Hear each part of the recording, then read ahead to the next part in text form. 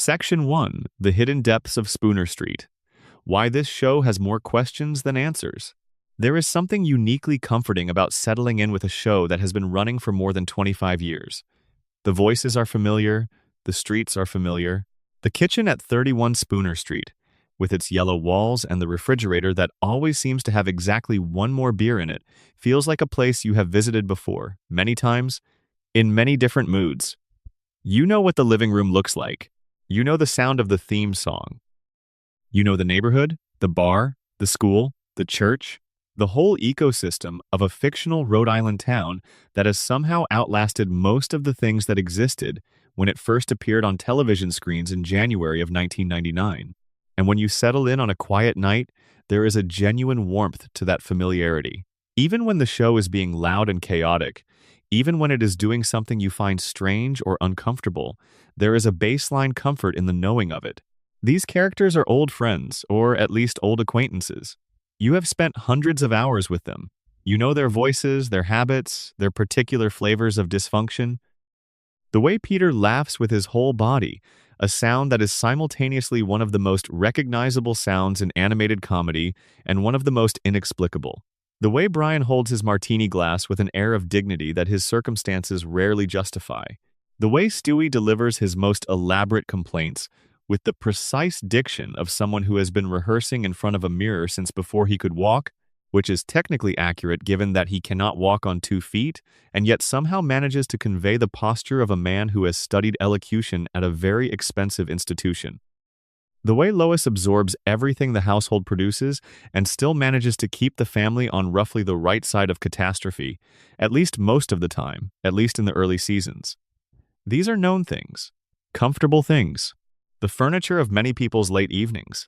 But here is the reality of a show that has been on the air since 1999 and is still being renewed and still being watched and still being discussed in comment sections and forums and fan groups at all hours of the night and morning, over more than 2 decades and well past 20 seasons of television. A show accumulates something alongside its episodes and its characters and its cutaway gags and its controversies.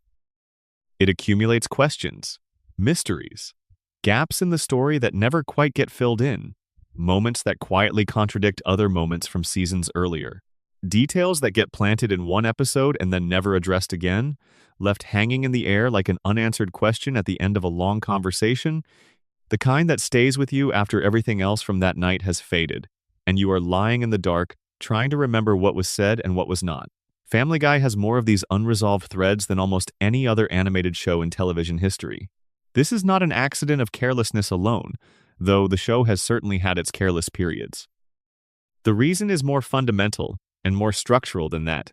Family Guy has been running for so long, through so many different writing rooms and creative philosophies and cancellations and revivals and network tensions and showrunner changes and cast developments, that it has become its own layered ecosystem, a breathing, contradictory world that has been built up and partially torn down and rebuilt and modified by dozens of different creative visions across more than a quarter century of American television production. No single person has been steering this ship continuously for that entire journey.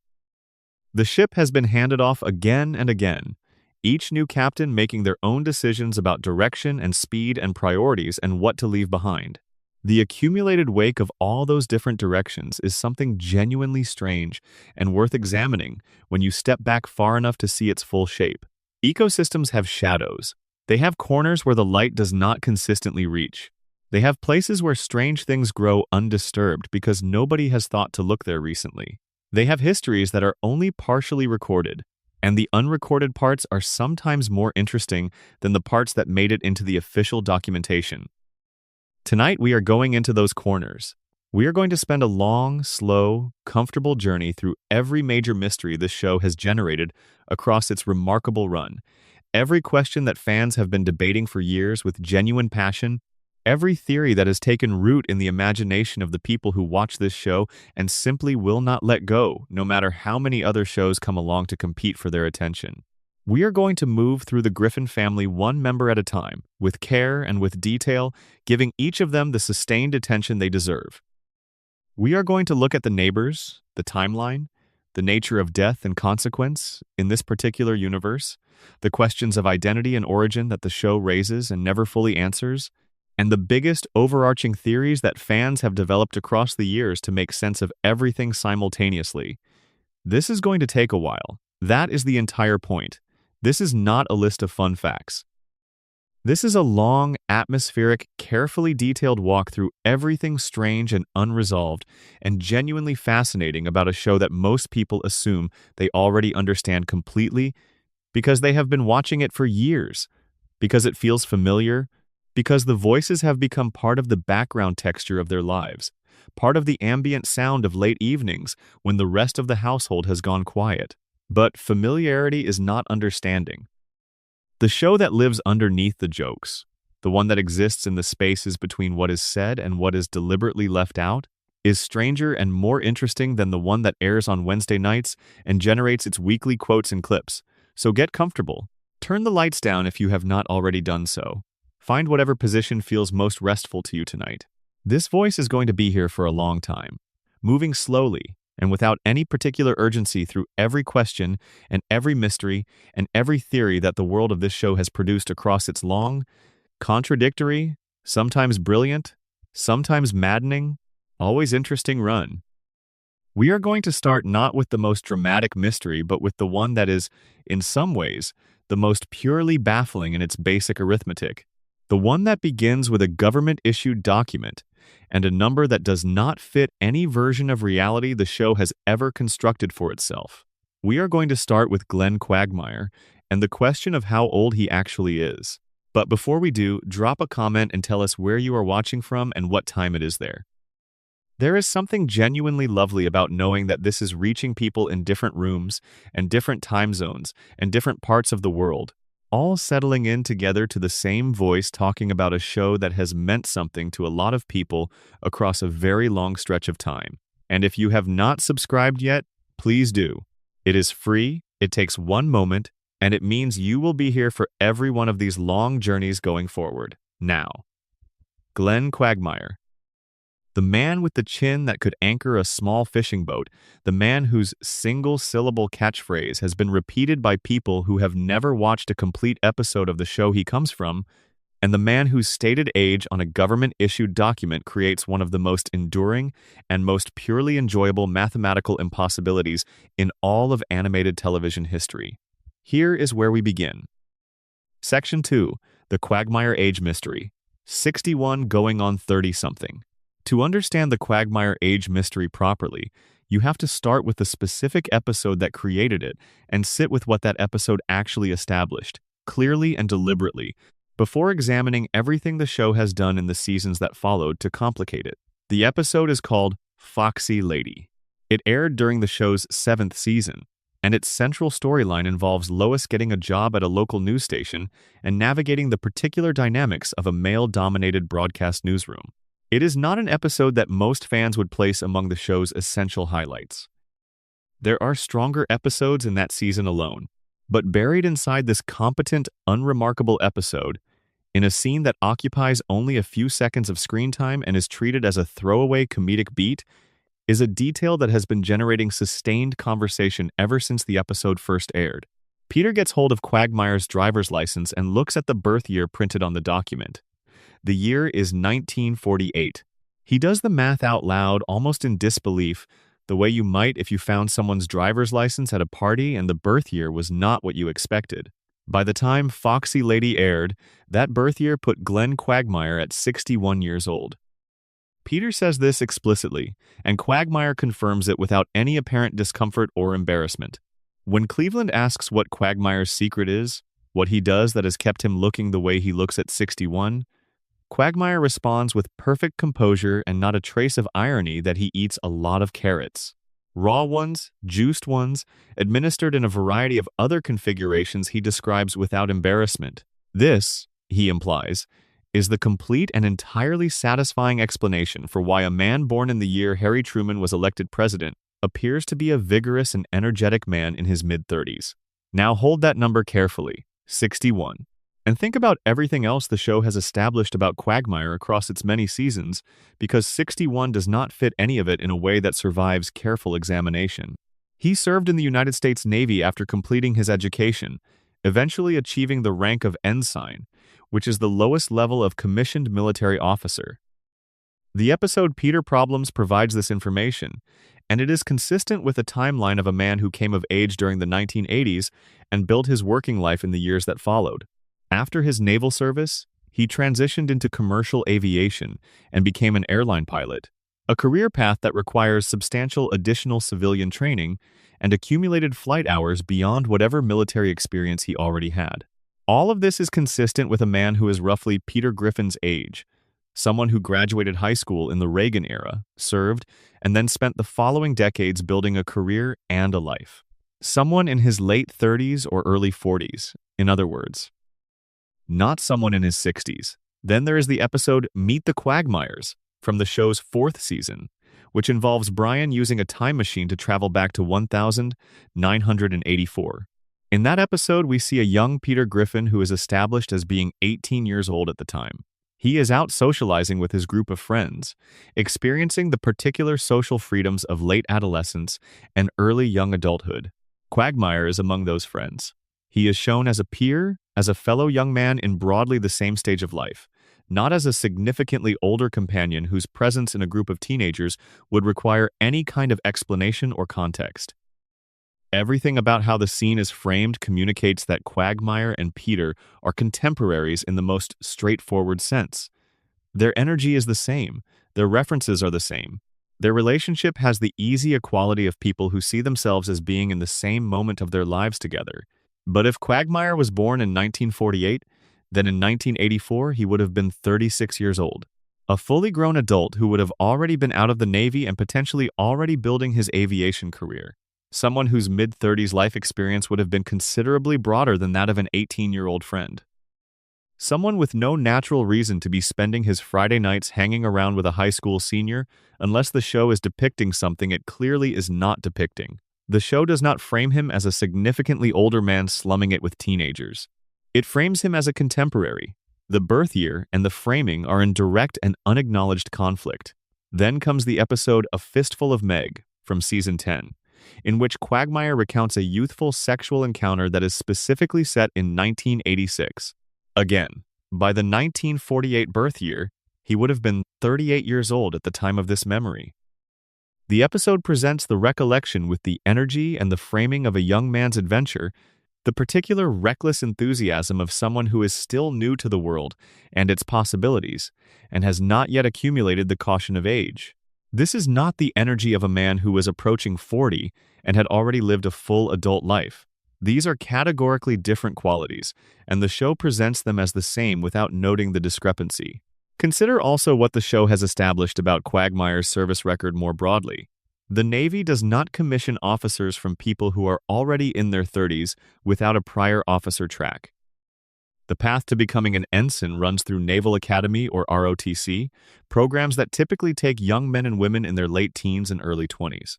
If Quagmire was born in 1948 and served as an ensign, the timeline for his commissioning would have placed it in the late 1960s or early 1970s, squarely in the era of the Vietnam War. This is a piece of history that the show has never engaged with in relation to Quagmire, despite it being the most obvious consequence of his stated birth year.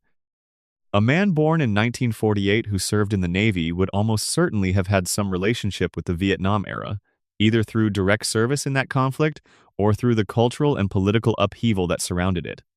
The show has not touched this. It has not even gestured at it. Quagmire's military history floats free of any specific historical context, which is consistent with a man who is actually the age he appears to be, rather than the age the driver's license states. There is also the question of what Quagmire knows and remembers. The show has depicted him as having cultural references and personal memories that correspond to the 1980s as formative years, not the 1950s and 1960s that a man born in 1948 would point to as his formative era. His enthusiasms, the things that light him up, the cultural touchstones he reaches for, are all consistent with a man who came of age somewhere between 1975 and 1990. When the show depicts his interior life, his nostalgia, the things that feel significant to him personally, None of it corresponds to what a genuinely 61-year-old man would be expected to carry. The cultural memory is all wrong for the stated age, which is either a continuity failure so thoroughgoing that it extends to dozens of scenes across multiple seasons, or it is a signal that the stated age is not the real age, that the number on the driver's license is not an accurate representation of when Glenn Quagmire actually came into whatever form of existence he occupies. His house requires another look in this context. The decoration has been described as consistently 1950s and early 1960s in aesthetic, which would make sense if the occupant had genuinely come of age in that era and had strong nostalgic attachment to it. But the attachment is oddly uniform for a man who would now be 61. People who love a particular era's aesthetic typically have it represent something to them: a memory, a feeling, a period that meant something. Quagmire's 1950s house does not feel like nostalgia. It feels like habitat. It feels like the natural domestic setting of someone who simply is from that period in a way that goes beyond cultural preference. If there is something genuinely unusual about Quagmire's nature, something that places his origin in the post-war American period rather than in the Reagan era, then the house is not decoration. It is identity made physical. Seth MacFarlane has addressed the Quagmire age question across various interviews and DVD commentaries over the years, and his answers have consistently been some version of the same response. The show is not a continuity document. The writers change what they need to change when a joke or a story requires it. Quagmire's age is what it is in the episode that establishes it, and the contradictions with what other episodes establish are simply not something the show tracks or worries about.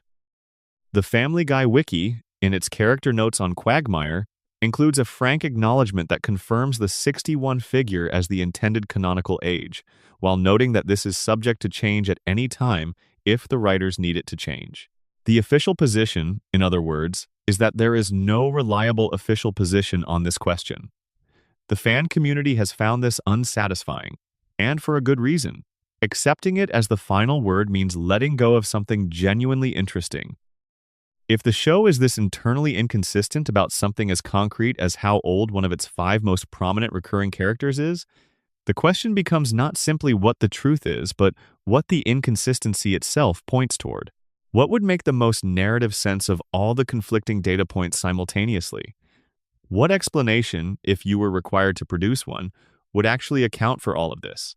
The most developed theory to emerge from years of this discussion is one that takes the inconsistency not as a creative mistake, but as a clue.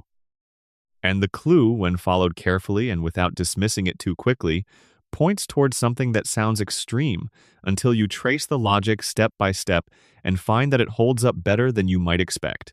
The theory proposes that Glenn Quagmire is not entirely human. Follow this reasoning. Quagmire does not appear to age at the rate that human beings age. This is not simply a consequence of the cartoon format, because the show does occasionally acknowledge aging and the passage of time for characters when it serves the narrative. Characters go gray. Characters are shown as younger or older, depending on what the story needs. But Quagmire specifically, across the show's entire run spanning more than 2 decades, maintains an appearance and a physical energy that is wildly inconsistent with someone born in 1948. He is vigorous. He is agile. He does not display any of the physical changes that men in their 60s consistently display. When the show depicts other characters being affected by age or time, it usually finds some way to signal this. Quagmire appears entirely exempt from the biological process. His relationship with sexually transmitted infections is also unusual in ways that deserve attention. The show has established across multiple episodes that Quagmire carries various infections as a documented consequence of his extraordinary romantic activity across decades. But he never appears to suffer lasting negative consequences from any of them. His body seems to accommodate these pathogens without apparent distress or diminishment. In one episode, he actually uses an infection as a tactical weapon, implying a relationship between his physiology and disease that ordinary human biology simply does not have. A person whose immune system is functioning normally does not weaponize an active infection. Someone whose body has developed an unusual, possibly non-human relationship with pathogens might do exactly that, at least in the logic of a fictional universe. Quagmire's success with women, when examined across the full run of the show from 1999 to the present, is statistically impossible for any ordinary human being in any ordinary lifetime. The show plays this for comedy consistently, and it is consistently funny.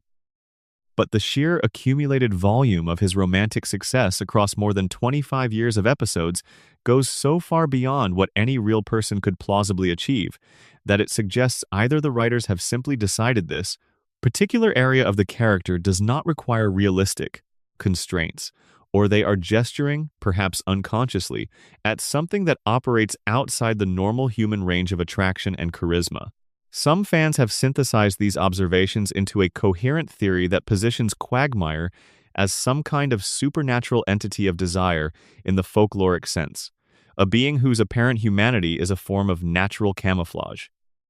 His resistance to disease, his apparent immunity to the ordinary aging process, his essentially magical pull on the people he encounters would all be features of his actual nature rather than unexplained quirks of characterization. The carrot explanation he offers for his youthful appearance in this reading is the kind of technically deniable absurdist answer that a supernatural being might give when a direct question has put them in a corner. The kind of answer that is not quite a lie and is not quite the truth. His home is decorated entirely in the style of the 1950s and early 1960s. The furniture, the objects, the general domestic aesthetic of Quagmire's living space all corresponds to the period when he would have genuinely been a young man if the 1948 birth year is accurate. This could simply be a taste preference, a man who loves that particular era's design sensibility and has committed to it fully.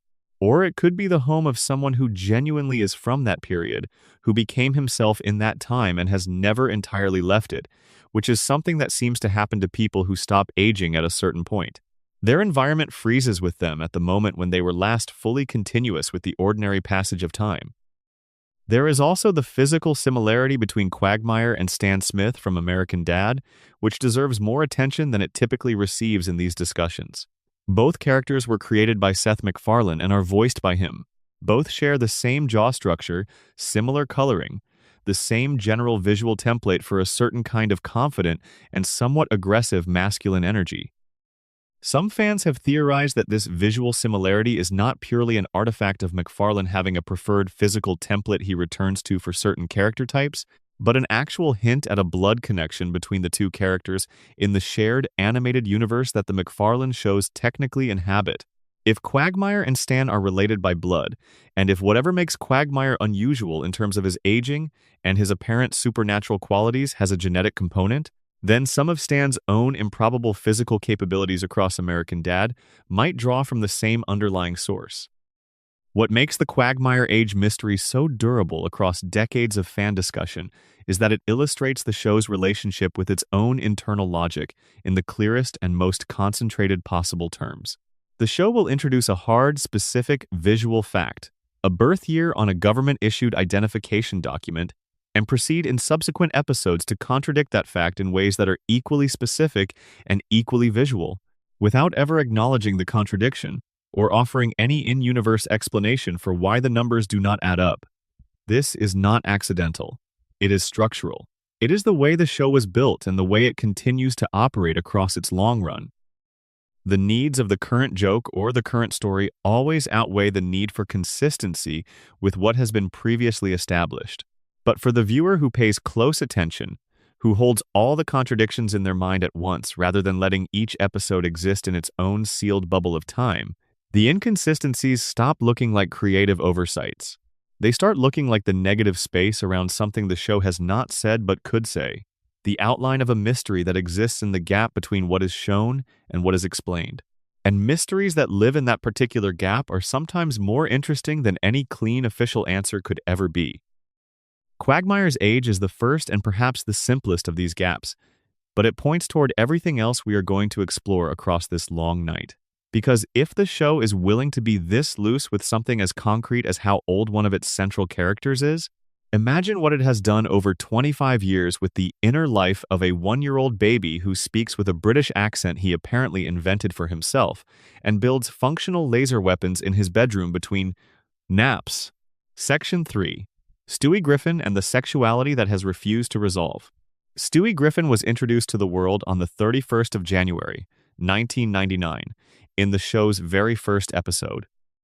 In that debut, he was a one-year-old infant whose documented ambitions were world domination and the murder of his mother. He spoke with the vocabulary and cadence of a supervillain who had been crafting and refining his monologues for decades. He had built functional weapons in his bedroom. He had detailed, specific plans. He had grievances against Lois that went back to before he could, by normal developmental psychology, have formed memories that should have been retained. He had a bearing, a posture, an attitude that suggested he had arrived in this world already complete, as though the baby body were merely a temporary and somewhat undignified container for something considerably older and considerably more purposeful. In those first 3 seasons, the question of Stewie's sexuality simply was not a consideration.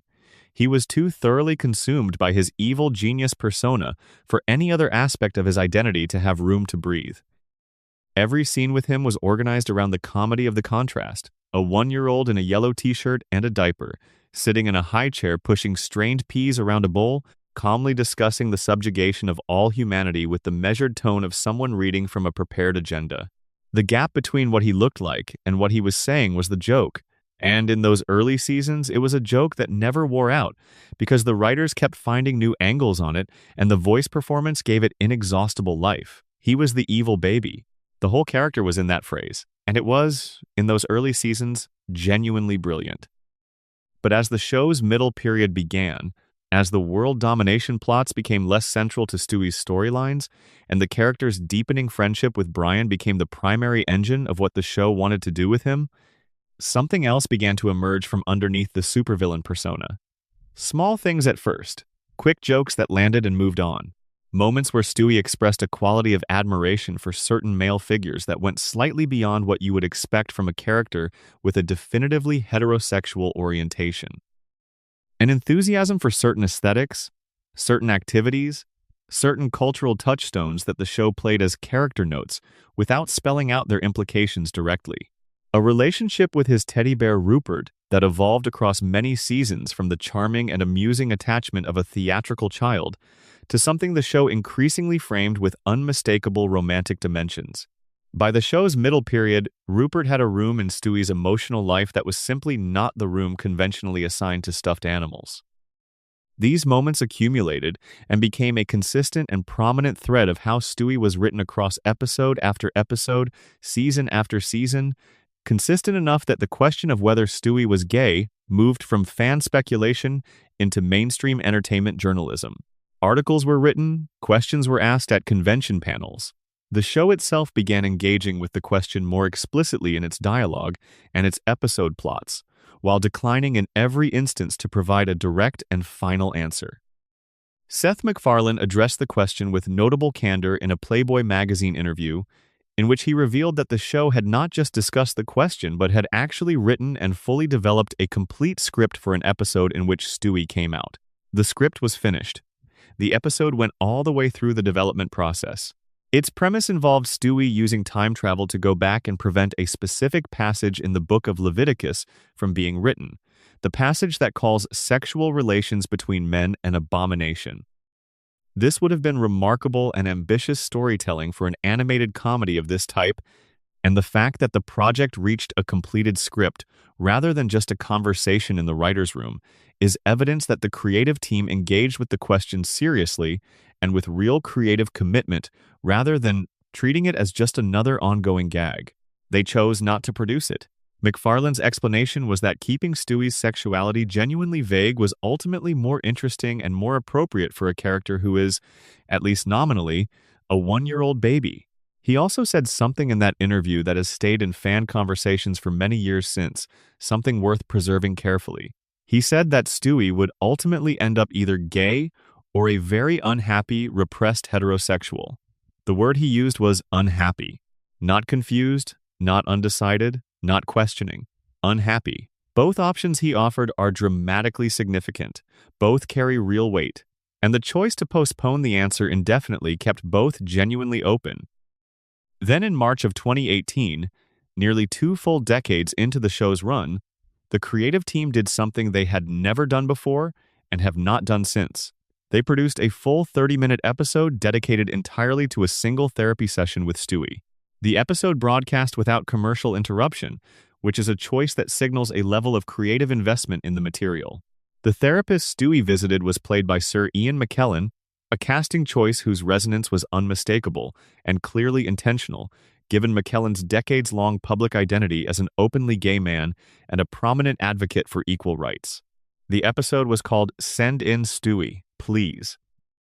In the session, Stewie revealed several things that recontextualized significant portions of his characterization across all the years that preceded it.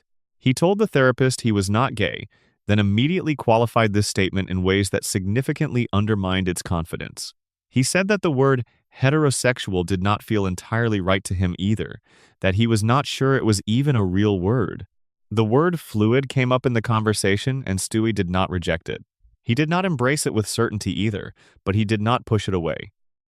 Gary Janetti, who wrote the episode and has served as an executive producer on the show for many years, explained in subsequent interviews that Stewie's uncertainty about his sexuality is the authentic and intentional answer to the question that fans have been asking for 2 decades. Not a dodge, not a delay. The uncertainty itself is the answer, because a character who genuinely does not know something this fundamental about himself carries a vulnerability and an emotional openness that a character who has resolved the question does not have, and that vulnerability was something the writers believed the show needed to maintain in Stewie. Rich Appel, another executive producer, confirmed in interviews with Entertainment Media that the creative team spoke with MacFarlane about the episode, and that MacFarlane's expressed view was that the show should not lean too heavily into Stewie's sexuality in either direction. He is still a baby, MacFarlane reportedly said. He does not know yet. And sexuality, he added, is a genuinely fluid matter in the real world, and it is better in this case to keep it as something that has not been determined. But the episode addressed something beyond the sexuality question, something that had been present in the show since its very first episode without ever being directly confronted. Stewie's British accent is not real. He invented it. He adopted a sophisticated, theatrical, refined British voice as a form of social armor, a way of presenting himself to the world as something elevated and distinct and untouchable, because he felt, at the deepest and most honest level, that he did not fit anywhere as he actually was. When his real voice briefly emerges in the therapy session, it is entirely different from anything the audience has heard in the preceding 19 years of the show. It is something ordinary and American, something without the baroque and elaborate architecture of the British persona he has inhabited since before the show began. And the joke, which manages to be both very funny and genuinely affecting at the same time, is that the therapist who hears this real voice does not notice any difference. Because the therapist is actually British, and to his trained ear, the distinction that matters so enormously to Stewie is invisible. This changes how you read everything that came before it. If the accent is a performance, a constructed costume Stewie put on because presenting himself without it felt too exposed and too vulnerable, then the rest of his theatrical persona might be performance too. The evil genius persona, the world domination ambitions, the elaborate weapons and the Bond villain vocabulary and the precise cruelty directed at Lois, all of it might be the external projection of a deeply uncertain person who has compensated for that uncertainty by becoming the most visible, most audible, most impossible to ignore entity in any room he enters, making himself unmissable because he cannot bear the thought of being overlooked. Under this reading, Stewie's unresolved sexuality is not simply one more open question on a growing list. It is the one place in his personality where the performance falters, where the costume does not quite cover what is underneath it, where whatever is genuinely happening inside him is visible, precisely because he has not yet found a way to perform it convincingly. And the show's choice to leave this visible rather than covering it with a final answer is either the most artistically interesting decision the writers have made about this character across his entire history, or the most conveniently indefinite, possibly both simultaneously. That is sometimes how creative decisions work. The show has continued to engage with Stewie's identity in subsequent seasons without moving toward any resolution. He has expressed something that looks like attraction to characters across gender lines in different episodes. He has cross-dressed consistently and with what appears to be genuine enjoyment rather than the ambivalence a character would display if this were purely a source of comedic embarrassment. He has had near relationships and fantasy relationships that cut across gender in ways that make fluid feel like the most honest available description from the outside. And somewhere in the show's archive, there exists a completed script for an episode in which Stewie came out and went back in time to change a sacred text. That script almost certainly will never be produced. But it exists. People sat in a room together and worked on it until it was finished. And its existence is its own kind of answer. The answer being that the people who have made this show have thought about this question seriously, at length, across decades, and have consistently chosen the mystery over the resolution every single time the choice was presented to them. What the Send in Stewie Please episode revealed, beyond the specific contents of the therapy session, was that the show is capable of treating Stewie as a genuinely complex interior person, rather than an elaborate joke delivery system when it chooses to do so. The episode dedicates 30 uninterrupted minutes to one character's inner life. That is an extraordinary commitment for a show structured the way Family Guy is structured, a show that typically moves fast and loud and rarely stays in one emotional register for more than a minute at a time. The choice to slow down completely, to sit in a room with Stewie and a therapist and let the conversation develop at a naturalistic pace, without cutaways, without interruptions, without the usual comedic acceleration, revealed that underneath all the theatricality there is actually something there. Something that the show has been carrying around for 2 decades without fully looking at. The British accent as armor is worth staying with longer than the episode stays with it, because the implications extend well beyond Stewie's sexuality question. If the accent is a constructed persona, then the entire Stewie the audience has known since 1999 is in some sense a performance. Everything about him, the crisp consonants, the elaborate vocabulary, the theatrical cadence, the Bond villain bearing, all of it has been Stewie presenting himself as someone who cannot be easily dismissed or overlooked or condescended to. Someone whose intelligence is immediately legible in the way he sounds, not just in what he says. Someone who has preemptively elevated himself above the circumstances of being a baby in a diaper, who cannot walk properly, and is dependent on others for his most basic needs. When you remove the accent and find something ordinary underneath it, the question that arises is not just who Stewie really is. The question is what it cost him to become who he appears to be. The performance of the accent, maintained for as long as we have known him, maintained so thoroughly and so completely that the show itself treats it as natural and native, until this one therapy episode strips it away, is the performance of a person who decided very early in his existence that his real self was not going to be enough. That the real voice, the ordinary American voice, was not a voice that would be taken seriously or treated with respect or allowed to say the things he needed to say and have them heard. There is something in that decision, in the comprehensiveness of the performance and the length of its maintenance, that deserves to be sat with quietly. An infant who decided, apparently before he could articulate the reasoning, that he needed to be someone other than who he was in order to occupy the space he wanted to occupy in the world. That is not just a comedic premise. That is a genuinely affecting portrait of a kind of anxiety that goes much deeper than any question about which gender he is attracted to. The sexuality question and the accent question are connected. They are both about the same thing, which is that Stewie Griffin has spent his entire life performing a version of himself and does not know, at the deepest level, what remains when the performance stops. The therapy session peels back one layer of the performance. It does not go all the way down, and the show, characteristically, does not follow it further. The episode ends and Stewie returns to the accent and the bearing and the elaborate persona, and life continues as it was. The vulnerability that was briefly visible is covered again. The armor goes back on, and the question of what is actually underneath it remains exactly as unresolved as it was before the episode aired. Section 4. The Perception Problem. Who can actually hear Stewie? Seth MacFarlane has described this as the single most frequently asked question about Family Guy across its entire history. Not Stewie's sexuality, not Quagmire's age, not any of the specific plot holes or character inconsistencies or continuity problems that fans catalog and discuss at great length. The most asked question, The one that comes up more than any other when people sit with this show and try to make sense of it is this one. Can the other characters actually hear Stewie when he talks? It should have a simple and settled answer. It is one of the most fundamental rules of the world the show depicts. Either Stewie speaks in a way that the people around him can understand, or he does not. One of these things must be true. Both cannot be true at the same time unless the show is doing something considerably more deliberate and complicated than it usually receives credit for.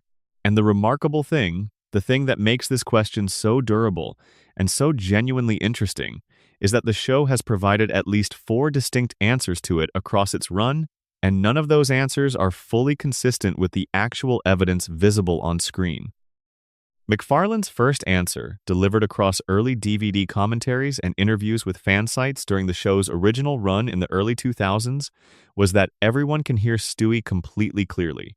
The reason other characters do not respond to his elaborate speeches about murder and world domination, McFarlane explained in this version of the answer, is not that they cannot hear the words.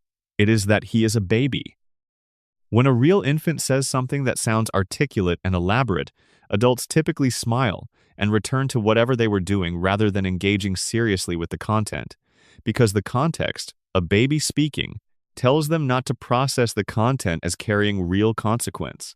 The joke in this interpretation is not inaudibility.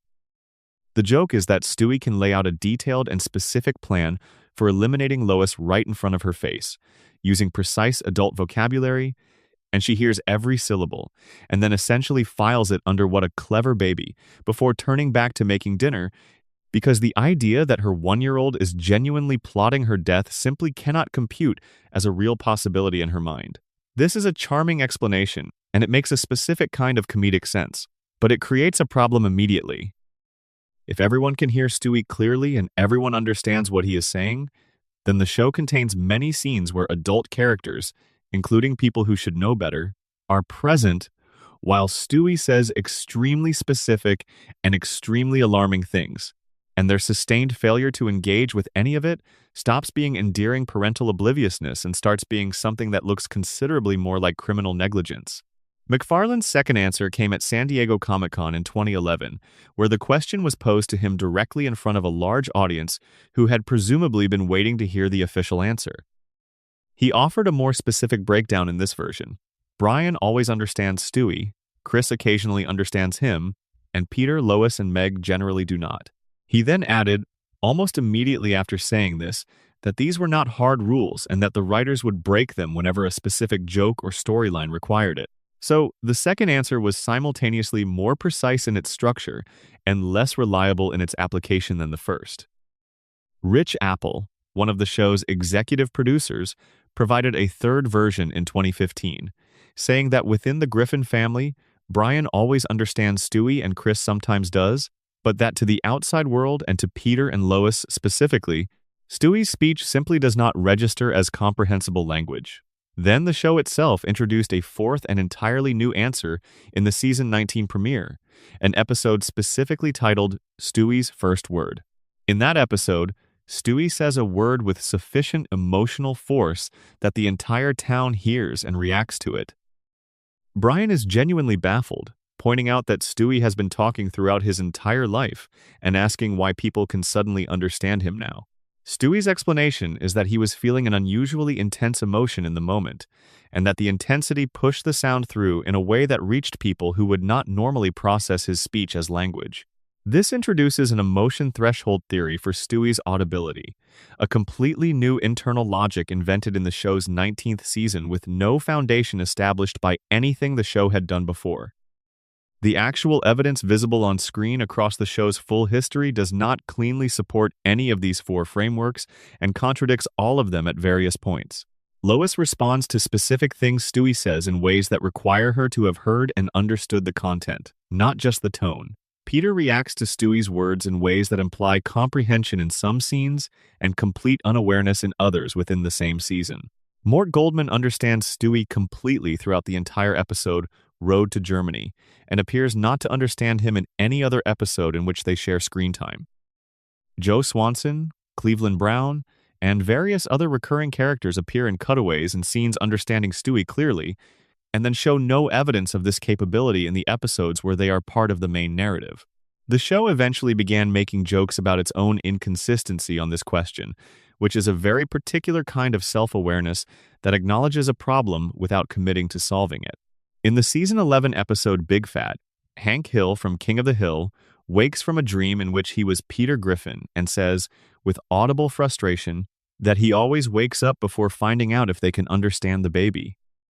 That line is the show directly and publicly acknowledging that it has never settled this question and perhaps never intends to. In the Inside Family Guy episode from season 15, Peter hears Stewie compliment him and responds by saying explicitly, "Thank you, Stewie, who I can understand," which is either a genuine in-universe resolution of the question in that specific moment, or a meta-joke about the show's own inconsistency, and the show offers absolutely no way to determine which of these interpretations is correct. The fan theory that does the most coherent work in making sense of all this contradictory evidence approaches the problem from a completely different angle than any of the four official answers. Rather than asking what the rules are and why the show keeps breaking them, this theory asks what it would mean if the premise of the question were itself incorrect. What if the show is not depicting an objective reality in which Stewie's audibility follows consistent rules? What if we are watching something more subjective than that? In this theory, which connects to the larger Stewie narrator framework we will explore fully in the final section, the entire show is filtered through Stewie's consciousness. We are watching the world as he experiences and processes it rather than as it objectively is. Brian can always hear him because in Stewie's internal model of the world, Brian is the one creature who genuinely sees him as he actually is, and his imagination reflects this relationship with total consistency. Other characters hear him sometimes and not others based on how emotionally present and attentive they feel to Stewie in any given moment, because a baby's sense of whether an adult is paying attention is not a matter of acoustic capacity. It is a matter of felt emotional contact, which is a much more variable thing. What we are left with, regardless of which reading you find most satisfying, is the most honest possible answer to the most asked question about the show. There is no settled rule. Stewie can be heard when the story needs him heard, and cannot be heard when the joke works better that way. The rule exists until it is inconvenient, at which point it bends without acknowledgement. And this bending, visible in the audibility question more clearly than anywhere else in the show, sets the template for how the show handles every other question about its own internal logic. Once you see this pattern clearly here, you will recognize it everywhere. Section 5, Brian Griffin. The timeline that never came back. In November of 2013, the animated television landscape experienced something that does not happen often. A fictional dog died on a Sunday night, and people mourned him with a genuine intensity that surprised even the people who made the creative decision that killed him. The episode was the 6th episode of the show's 12th season, called Life of Brian. The setup was almost deliberately ordinary. Stewie had recently destroyed his own time machine to address his dependency on time travel, and he and Brian were spending an unremarkable afternoon playing street hockey in front of the Griffin house. A car came around the corner at speed. Brian was struck. The family rushed him to a veterinarian. The injuries were described as fatal and beyond treatment with anything available. The Griffin family gathered around him in the examination room, and Brian told them, in a moment the show played with unusual and unexpected sincerity and without any comedic edge, that he loved them. And then he was gone. This was not a joke, not a cutaway, not an alternate reality or a parody of another kind of story. The show played it entirely straight and held the moment with a weight it did not usually apply to its emotional scenes. The family cried in a way that felt real rather than performed. Stewie was shown in genuine devastation that the episode did not soften or undercut. Brian Griffin, the talking dog who had been part of this family since the show's very first episode in 1999, who had served for nearly 15 years as the household's most reliable intelligence and most consistent emotional grounding, who had been the character most capable of genuine connection with other members of the family, was dead. What happened in the real world after this episode aired was remarkable on its own terms. A petition to bring Brian back appeared on change.org within hours of the episode's broadcast and gathered signatures at what the platform said was one of the fastest rates it had ever seen for any entertainment-related petition. People who had never signed an online petition about anything found themselves typing their names into a form demanding the return of a cartoon dog. Memorial tattoos were obtained by viewers who wanted the feeling documented on their skin. The death was covered by mainstream news outlets that did not normally cover animated comedy storylines. Seth MacFarlane received public messages about it from figures across the entertainment industry. The reaction was extraordinary. Brian was dead for exactly 2 episodes. In the Christmas episode of that same season, Christmas Guy, Stewie found himself at a shopping mall when he spotted his own past self, a version of himself from an earlier point in the timeline who was carrying a functional time machine, specifically the same device that present Stewie had destroyed in the aftermath of Brian's death. Present Stewie obtained the device from his past self, traveled back in time to the moment before Brian was struck by the car, and pushed him out of the vehicle's path. Brian survived. The timeline in which he had died was overwritten by one in which he had always survived.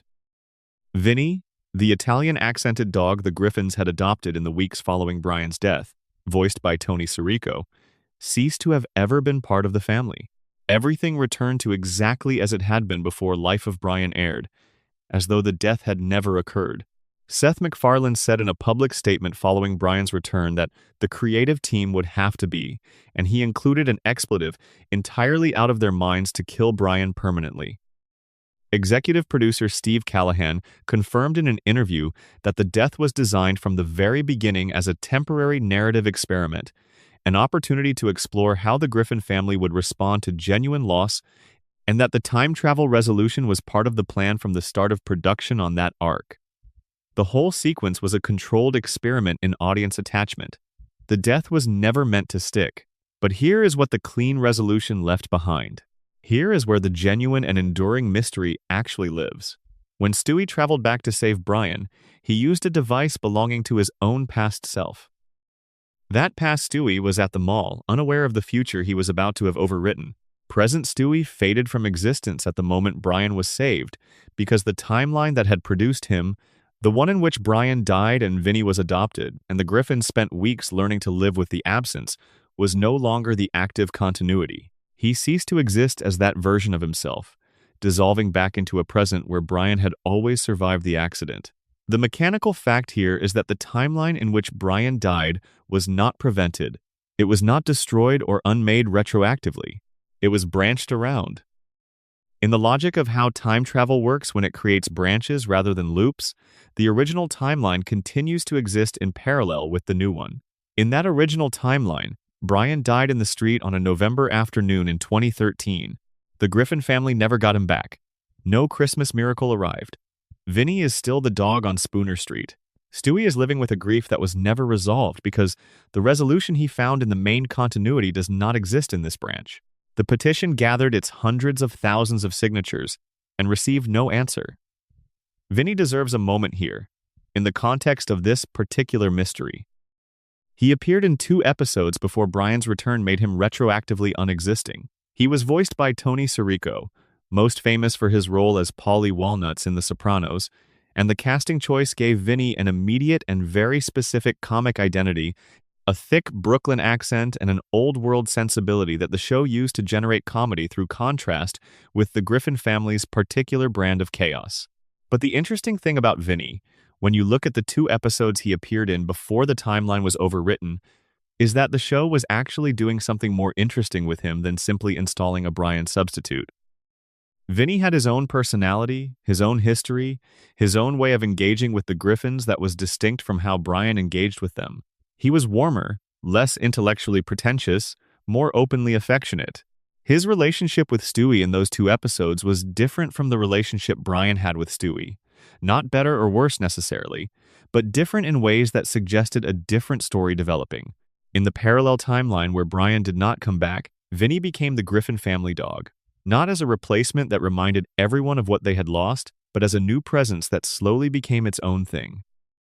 Stewie, who was devastated by Brian's death and initially could not relate to Vinny at all, would have eventually had to navigate a relationship with a creature whose personality was nothing like Brian's and who would never fill the specific space Brian had occupied.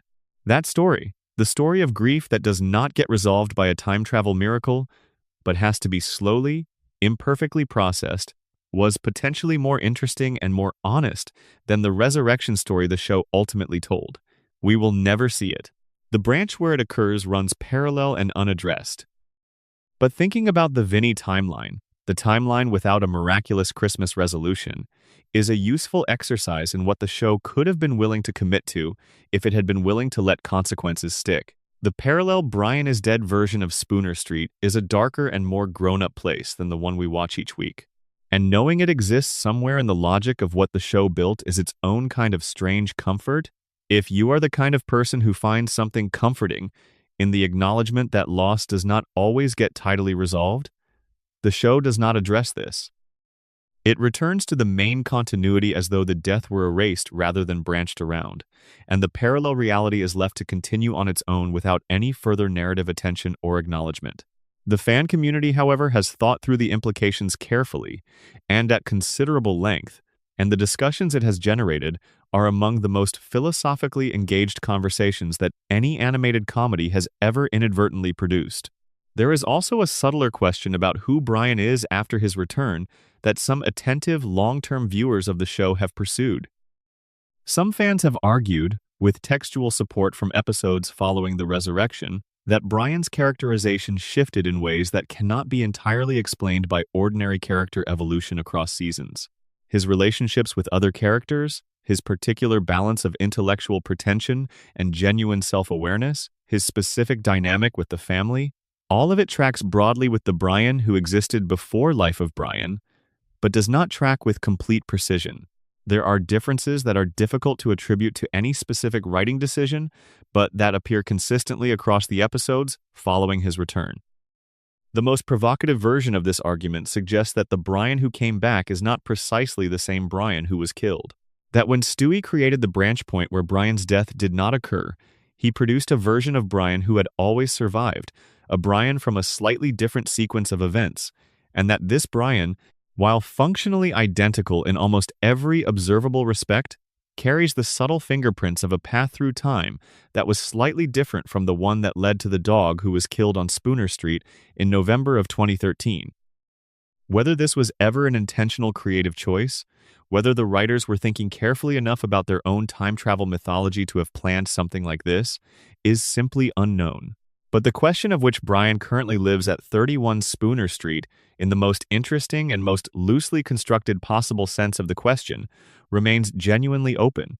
And the timeline where he did not come back, where the petition received no answer, where the Griffin family adapted to a life that now included Vinny, continues to run somewhere in the internal logic of what the show built when it put time machines in Stewie's hands.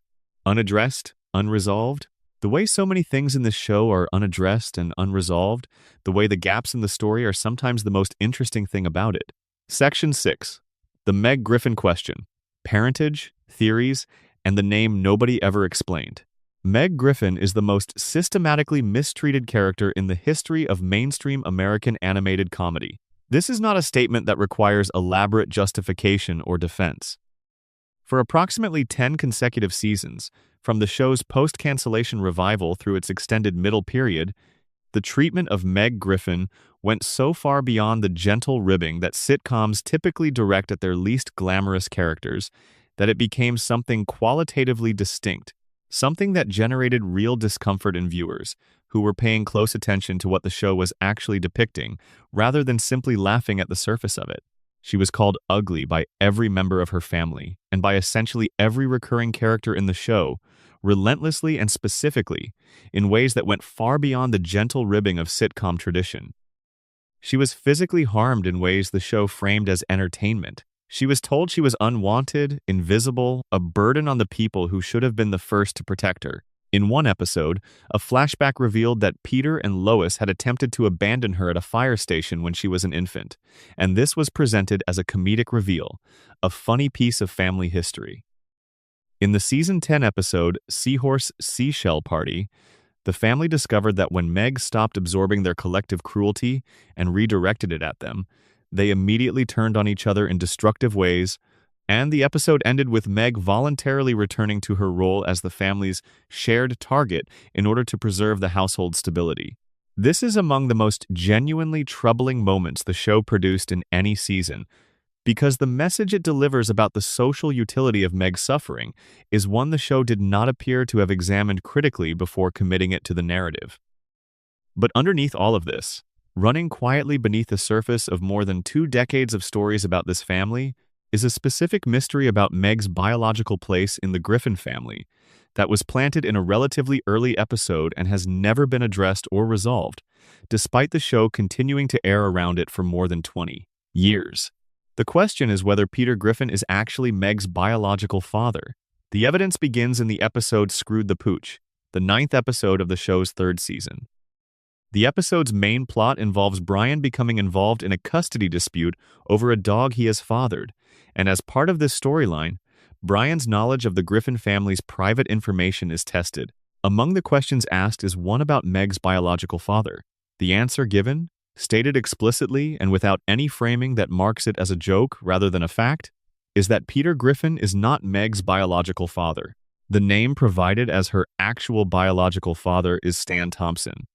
This information is deposited into the episode, and then the scene moves on, without dwelling on it.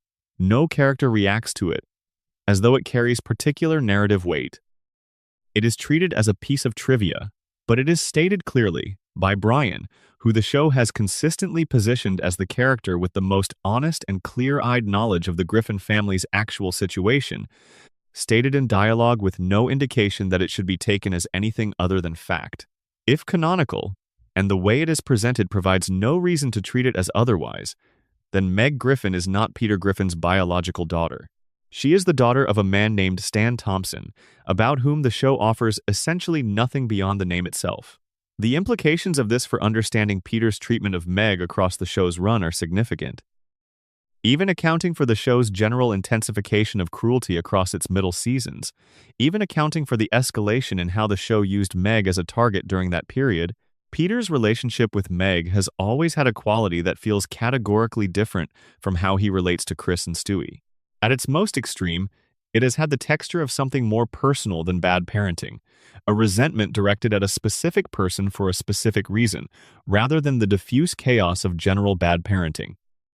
The coldness that Peter shows specifically toward Meg, as distinct from the general dysfunction he directs at everyone, has a focus to it that simple neglect or self-absorption does not fully explain. If Peter knows, or has always suspected at some level, that Meg is not biologically his, this particular quality of his behavior becomes more psychologically legible, not more acceptable but more coherent. The show has offered other explanations for his treatment of Meg at various points in its run, most notably in the season 14 episode Peter's Sister, which reveals that Peter was himself physically and emotionally abused by his own sister growing up, and has been replicating that pattern with Meg across his adult life. That episode handles this revelation with real emotional intelligence and produces a genuine reconciliation between Peter and Meg that the show earns through the episode's work. Then, the following episode returns everything to its prior configuration, as the show always does, and the reconciliation is treated as though it did not permanently occur. The Stan Thompson revelation from Season 3 sits in the canon beside all of this, quietly and unaddressed. Peter's treatment of Meg sits on top of both, and the show has never chosen to connect these threads into a single coherent explanation, leaving the viewer to make the connection themselves or to accept that the show planted this particular piece of information without knowing what it intended to do with it. Who is Stan Thompson? The show does not say. He is a name attached to a parentage, mentioned once in a Season 3 episode, and then left entirely alone. He has not appeared as a character. He has not been referenced in any subsequent episode in a way that provides any additional information about who he is or what his relationship to Lois was. He is the most significant mystery in Meg Griffin's personal history, and he is essentially absent from the show's ongoing narrative, never addressed across more than 20 years of episodes that continue to tell stories about and around her. There is also a considerably more elaborate fan theory that positions Meg as Stewie's biological mother rather than his biological sister, which operates on the premise that Meg had a relationship as a teenager that resulted in a pregnancy and that she asked Lois to claim the baby as her own, with the arrangement kept secret from the rest of the family. The theory uses this framework to explain Stewie's famous and specific hostility toward Lois as displaced confusion about identity and origin. a child's rage at a relationship that feels fundamentally wrong in ways he cannot name. The logistical problems with this theory are substantial and well documented in the fan discussions that have examined it carefully.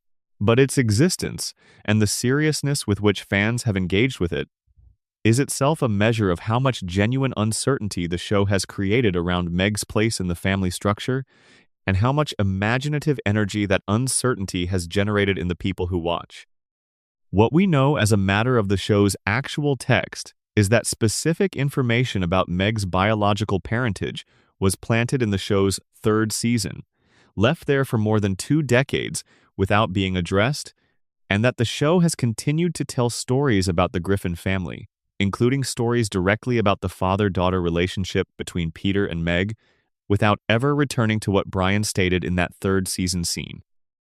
The mystery of Meg Griffin is the mystery of a character whose biological place in her own family has been openly questioned within the canon and never resolved, whose treatment by the people around her has never been fully explained by any single framework, and who has been given enough isolated moments of genuine complexity and depth across the show's run to make the sustained absence of any real development feel like a very specific and deliberate kind of loss.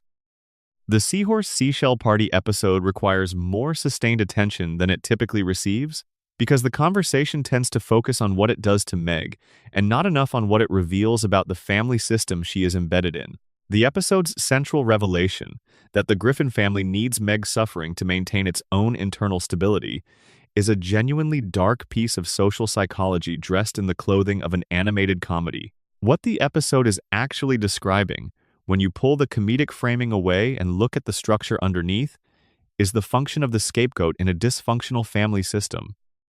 The scapegoat, in family systems psychology, is the member who carries the collective anxiety and frustration of the group, absorbing it so that the other members do not have to process their own contributions to the dysfunction. When the scapegoat refuses the role, the system destabilizes, and the other members are forced to confront their own issues rather than projecting them outward. This is not a joke. This is a real dynamic that real families live in, and the episode describes it with more accuracy than it appears to realize. Meg's decision at the end of that episode to return to the scapegoat role is the episode's most controversial and most discussed choice. Viewers who had been hoping for a turning point in how the show treated the character were furious, but it is worth asking what Meg's decision actually reflects about her characterization at that point in the show's run. She is not simply submitting to abuse. She is making a calculation that the stability of the family unit she belongs to, however dysfunctional that unit is, matters enough to her to justify the personal cost. This is a psychologically recognizable position for someone who has never been given any alternative source of identity or belonging. When your entire sense of yourself comes from the family that mistreats you, because no other source of connection has been offered, the family's survival can feel more urgent than your own comfort. That is not weakness. That is the shape of a very specific kind of attachment injury. The episodes where the show does write Meg well are worth enumerating, because they demonstrate that the writers know exactly how to write her when they want to. The episode where she meets Lisa Simpson during the Simpsons crossover, and Lisa encourages her and sees her real qualities, is one of the show's most genuinely warm moments. The saxophone talent that emerges in that episode is handled with real care. A specific and achievable skill connected to a real person, rather than a vague potential that is never demonstrated. The Season 14 episode Peter's Sister, which provides the cyclical abuse explanation for Peter's behavior and produces a genuine reconciliation between him and Meg, is as emotionally honest as Family Guy has ever been in a single episode. These are not accidental successes. They are evidence of a creative capability that the show possesses and chooses not to deploy consistently. The writers can see Meg. They have demonstrated this. The choice not to see her consistently, to return to the punching bag configuration episode after episode, even after demonstrating they know better, is one of the most puzzling creative decisions in the show's long history. And it is a choice, not an inability, which makes it stranger rather than more forgivable. Section 7 Peter Griffin's Intelligence and the Long, Slow Transformation. Nobody named Peter Griffin, as he exists in the show's first 3 seasons, is not a genius. This is not a contested position. He is overweight, poorly educated, easily distracted, prone to catastrophically bad decisions, and genuinely uninformed about a remarkable number of basic facts that most adults in his circumstances would know. His stupidity is the engine of much of the early comedy, and it is a well-constructed and reliable engine. It generates consistent laughs across many different episode formats and structures. It was one of the things the show did best in those early years.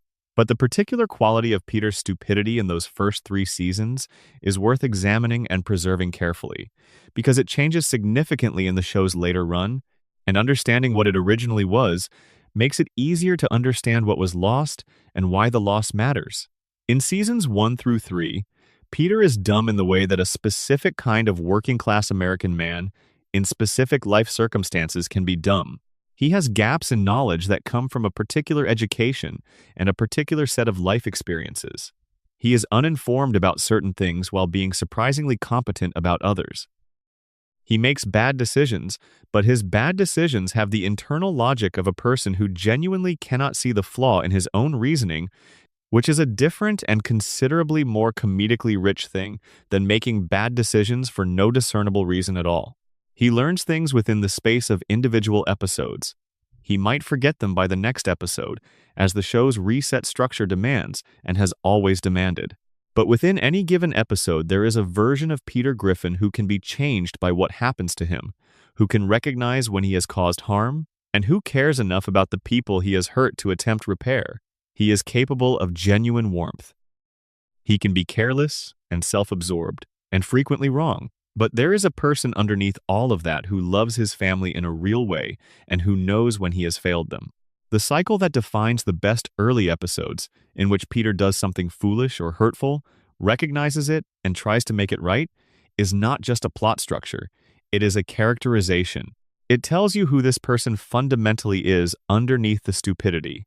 Then the show returned from its first cancellation in 2005, and this quality began to change.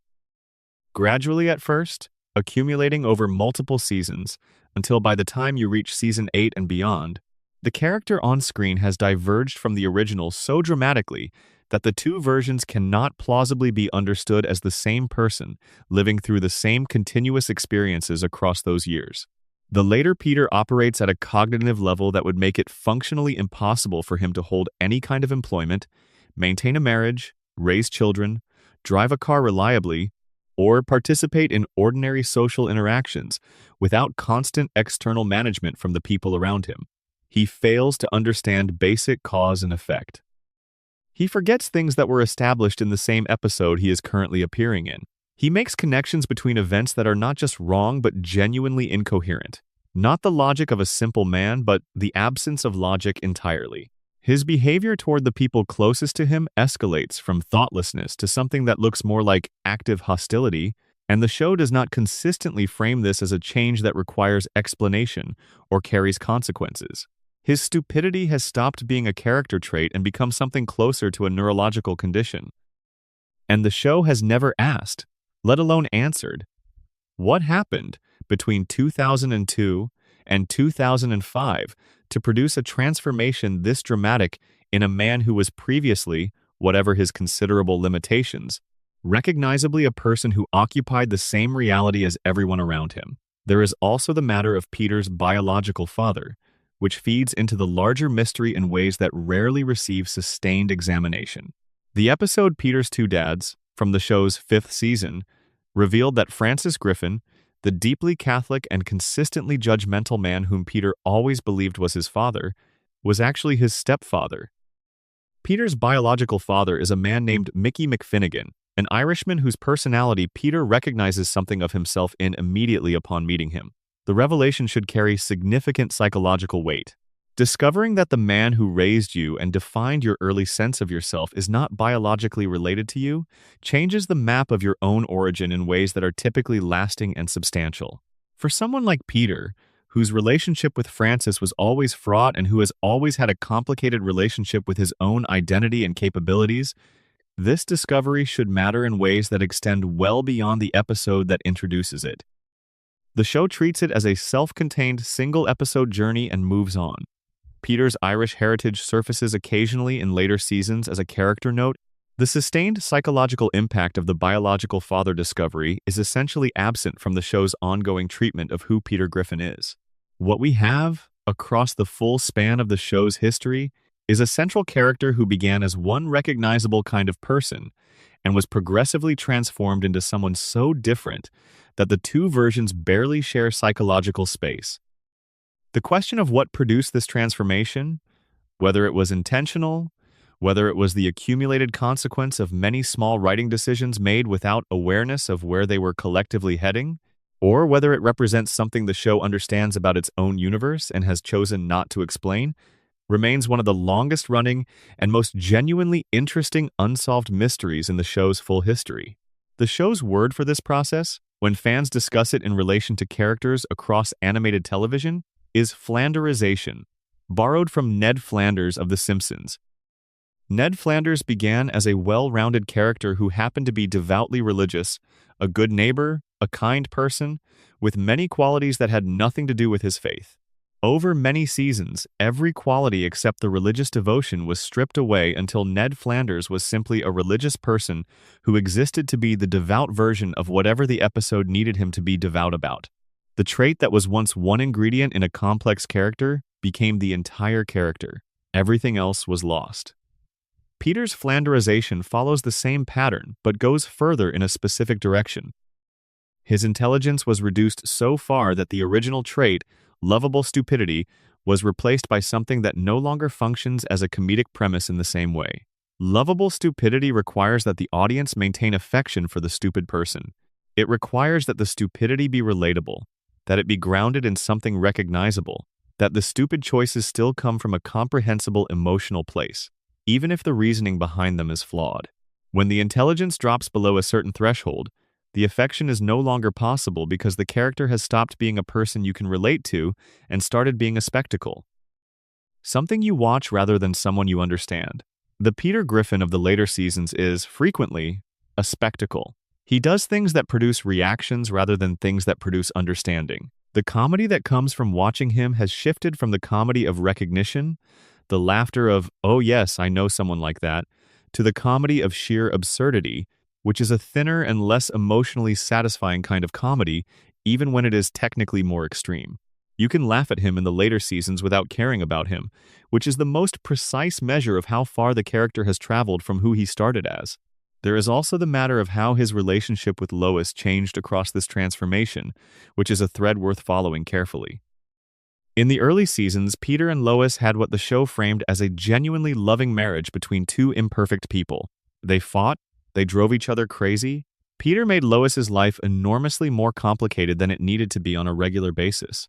But underneath all of that, the show consistently returned to the idea that they genuinely loved each other, that the marriage was built on real affection and real compatibility underneath the chaos, and that their relationship was one of the things that made the Griffin family worth caring about despite everything. In the later seasons, this foundation is present only intermittently. There are episodes where Peter's behavior toward Lois crosses into something that the earlier show would have positioned as requiring serious reckoning, pushing her underwater in the path of what he believes is a shark, and then fleeing, for example, and the episode simply moves on without the reconciliation the earlier show would have required. The earlier show said that Peter loves Lois through its structure, by requiring him to recognize when he had hurt her and work to repair it. The later show often skips this step, which is not just a character change but a structural change in how the show treats its own central relationship. Section 8. The Multiverse, the Canon, and What Parallel Universes Change About Everything. Family Guy has visited alternate universes more frequently and more elaborately than almost any other animated comedy in television history. This pattern is not coincidental. It reflects a creative environment that, across many seasons and many different writing configurations, returned repeatedly to the same structural solution whenever the normal rules of the show's universe were insufficient to accommodate the story being attempted. The most celebrated of these multiverse episodes is Road to the Multiverse, from the show's 8th season. In that episode, Brian and Stewie use a remote control device built by Stewie to navigate between parallel dimensions.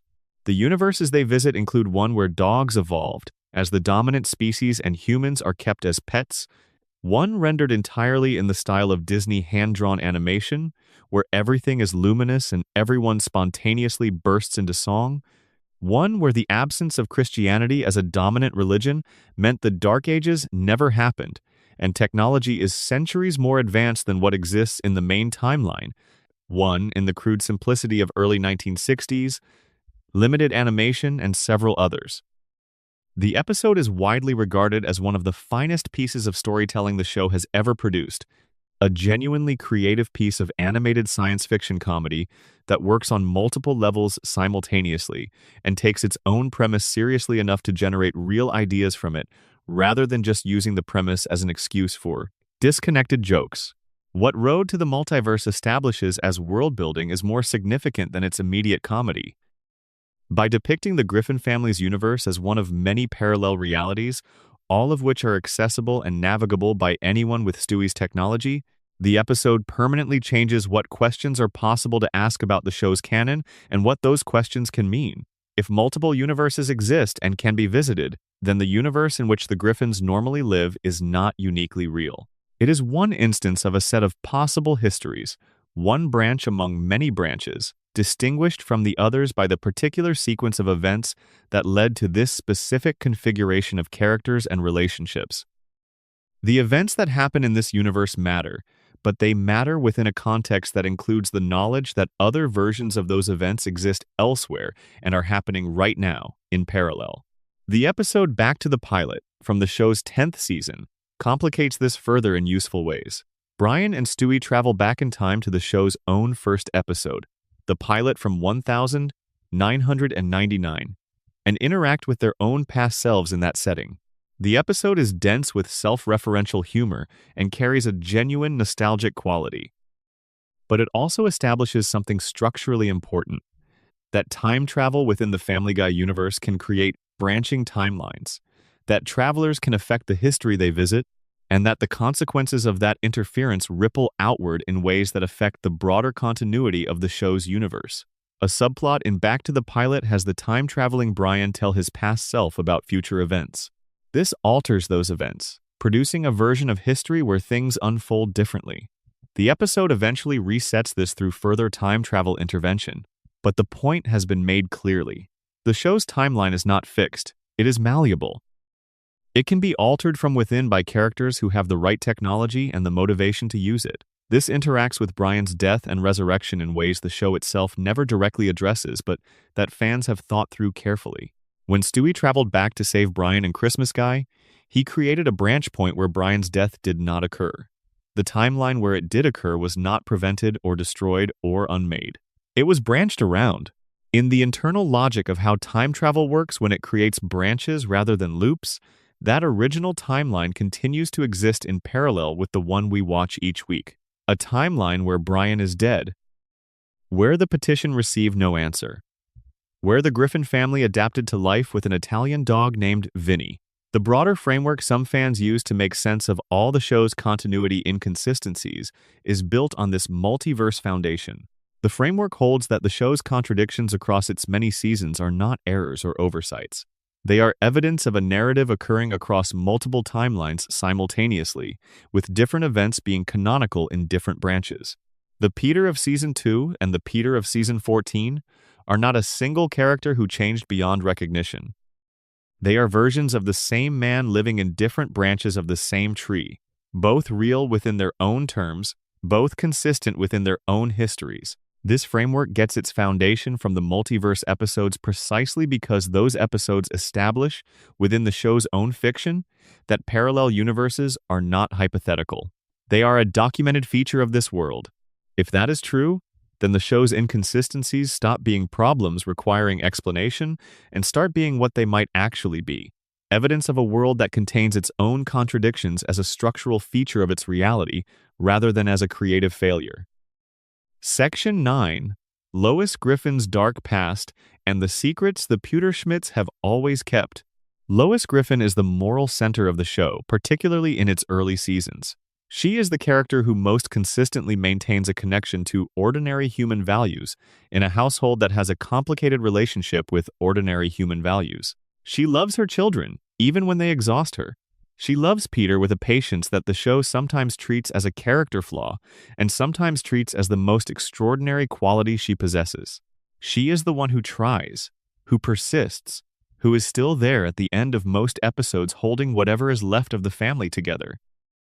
But across the show's many seasons, piece by piece, the portrait of Lois has been complicated significantly, and the complications accumulate into something considerably darker and stranger than the bright, cheerful image she typically projects. Start with the Pewterschmidt family, because Lois did not emerge from nothing. She was shaped by the people who raised her, and those people are, on careful examination, genuinely alarming. Carter Pewterschmidt is her father, a billionaire whose enormous wealth sits atop a personality that can be charitably described as aggressively indifferent to the well-being of the people around him, including his own children. The show has established across multiple episodes that Carter's behavior toward Lois throughout her childhood ranged from neglect to something closer to abandonment in genuine crisis moments. The most damning single detail is established in an episode where it is revealed that when Lois was kidnapped as a young woman and her captors demanded a ransom with the explicit threat that she would be killed if it was not paid, Carter refused to pay. He hung up the phone on his daughter, who was telling him she would die if he did not act. He told himself she would be fine. She was, ultimately, through no action he took.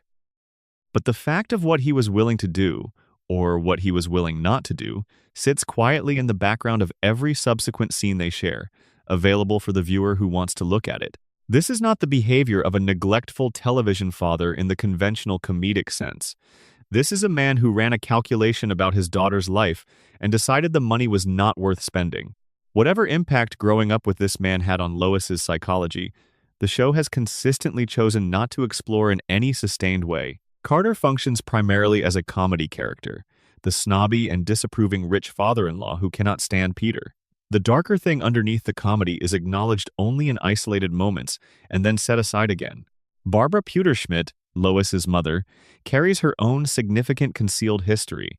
In the episode Family Goy, it is revealed that Barbara is Jewish, specifically a Holocaust survivor who concealed her Jewish identity and raised her children as Protestant, giving them no knowledge of their own actual heritage or of the history that most shaped their mother's formative years.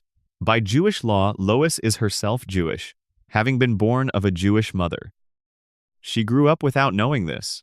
The religious identity she inhabited, the cultural framework she understood herself to belong to, was built on a concealment her mother maintained for decades, presumably for reasons connected to the history of what the Holocaust was and what it did to the people who lived through it. The episode addresses this within its runtime and then moves past it. But what it reveals about the Pewterschmidt family's inner life is consistent with everything else the show has established about them. They are a family with a deep, structural pattern of keeping important things hidden from the people who should know them. The most dramatic of the family's hidden things is the existence of Patrick, Lois's older brother, whom she did not know existed for 30 years because her parents had him committed to a mental institution and maintained silence about his existence. Patrick's breakdown was triggered by witnessing his mother in a situation involving Jackie Gleason. Rather than addressing their son's needs within the family, Carter and Barbara institutionalized him and maintained the secret of his existence from their daughter for 3 consecutive decades. During those decades, Patrick developed a psychological fixation that led him to become a serial killer targeting overweight men, eventually becoming known as the Fat Guy Strangler. He nearly killed Peter during the episode that introduced him and was played by Robert Downey Jr., a casting choice that signals the creative team's intention to take this character seriously as more than a one-off gag. After his introductory episode, Patrick was returned to the institution. He made one subsequent appearance in which he was wrongly accused of new murders and then helped solve the case. After that episode, he vanished from the narrative. The Griffin family's monthly visits to their serial killer uncle became a background detail of the show's world, something that exists in the canon and is occasionally referenced without ever generating the kind of ongoing psychological weight it should carry. Carter's German grandmother, mentioned in one brief early episode, is still alive at the time of the mention and lives in Brazil. This detail is included in a comedic context and never pursued. But a German woman of the right age to be Carter's grandmother, living in South America in the contemporary period, carries historical associations that the show was clearly aware of when it included the information. What this might mean for the full history of the Pewterschmidt family is something the show has chosen not to develop. What all of this adds up to is a portrait of Lois's origins that is considerably darker and more complicated than the cheerful, competent housewife of Spooner Street projects. She comes from a family with a deep, sustained pattern of using wealth and social position to conceal things that should not have been concealed. A hidden brother, a hidden identity, a willingness to let a daughter be killed rather than spend money to save her. These are the foundations of who Lois is, the ground beneath the person she has become. And the show has consistently gestured at this ground rather than excavating it. The mystery of Lois Griffin is the mystery of what it costs a person to grow up in a family like the Pewterschmidts, and what residue of that particular upbringing lives underneath the surface of the woman who has been holding the Griffin family functional for more than 25 years. There is also the question of Lois's own dark side, which the show has explored in isolated episodes but never developed into a sustained through line. In various episodes, it has been established that Lois is capable of significant violence when provoked beyond a certain threshold, that she has a period in her past that she finds deeply embarrassing and does not discuss with her family, that she is more complicated in her ethics than the early seasons might suggest. The episode in which she discovers that she has a genuine talent for fighting, and the episode in which her past in a pornographic film is revealed by a local news anchor who was her college rival, are both episodes that gesture toward a version of Lois that is more interesting and more morally complicated than the patient housewife of the show's normal mode. The pornographic film storyline is particularly interesting in what it reveals about the show's relationship with Lois's history. The episode And I'm Joyce Kinney handles the revelation as primarily a source of social embarrassment and marital comedy, but the underlying situation is one with genuine psychological complexity. A young woman made a decision during a vulnerable period of her life, a decision that was legal and that she later chose not to disclose, and is then publicly outed for it without her consent by someone with a personal vendetta. The show's framing focuses on the comedy of the situation rather than on what it actually describes, but the situation it describes is real and common, and the emotional experience it represents for Lois is not trivial. She grew up with a father who treated her as expendable, in a family that kept its most important secrets rather than dealing with them, and she made the choices available to her as a young woman in that context. The fact that those choices are later weaponized against her by someone who wants to humiliate her in front of the community she built her adult life in is something the show treats lightly, but that carries considerably more weight if you hold Lois's full history in mind while watching it. The picture that emerges across all of these scattered revelations is of a woman whose capacity for warmth and stability is not a natural given but a choice, actively and consistently made against the background of an upbringing that did not model those qualities particularly well. The cheerful, patient mother of Spooner Street is not who Lois was raised to be. She is who Lois decided to be. And that decision, made against the specific context of the Pewterschmidts, is one of the most interesting and least examined aspects of the character across the show's entire run. Section 10, Chris Griffin, the closet entity, and the artist who never became. Chris Griffin is the character Family Guy has most consistently underserved across the longest continuous period of time, with what appears to be the least self-awareness that this underservice represents a genuine creative loss. He arrived in the show's first season with a set of characteristics that pointed towards specific and interesting directions the writers could have taken him. He was genuinely gentle, in a way that the other Griffins simply were not, operating with a quality of fundamental kindness that was real rather than performed, something that came through in his manner and his reactions without being announced or explained. He was slightly disconnected from the social world around him, existing at a somewhat different frequency from everyone else in the show's world, a quality that many writers would have found interesting and developed into a distinctive perspective on the events around him. He had a notable artistic talent that was demonstrated on screen rather than simply mentioned as a character detail, an instinctive and specific gift for visual expression that the show positioned as genuinely remarkable rather than just mildly above average. And he had a relationship with something that lived in his closet. This is the detail that generates the most sustained fan theorizing about Chris, precisely because it is the one that seems most clearly designed to carry narrative weight, and has the longest history of declining to pay off on that promise. The entity in Chris's closet appears in a small number of early season episodes and is treated with an atmosphere of genuine unease that stands apart from the show's usual comedic register. It is possessive of Chris specifically, not simply opportunistic toward any conveniently available child. It has an interest in him that suggests a prior connection, as though whatever is in the closet knew Chris before the events of the show began and has been waiting for something specific in his development. The scenes where it appears are filmed and scored and timed in ways that create a distinct quality of unsettledness, something the show does not produce in the same way in its straightforwardly comedic scenes. And then the show simply stops going there. The closet entity is mentioned in early episodes and essentially disappears from the show's consciousness. It surfaces occasionally in much later seasons as a passing reference, a background detail in the show's accumulated lore that has not been developed in years, but it is never explained, never developed, never given the story that those early appearances seem to be building toward. The mythology that appeared to be gathering around Chris in the first 3 seasons stopped gathering, and what remained was not a character whose depth had been gradually revealed over time, but a character whose potential depth had been quietly and apparently permanently withdrawn.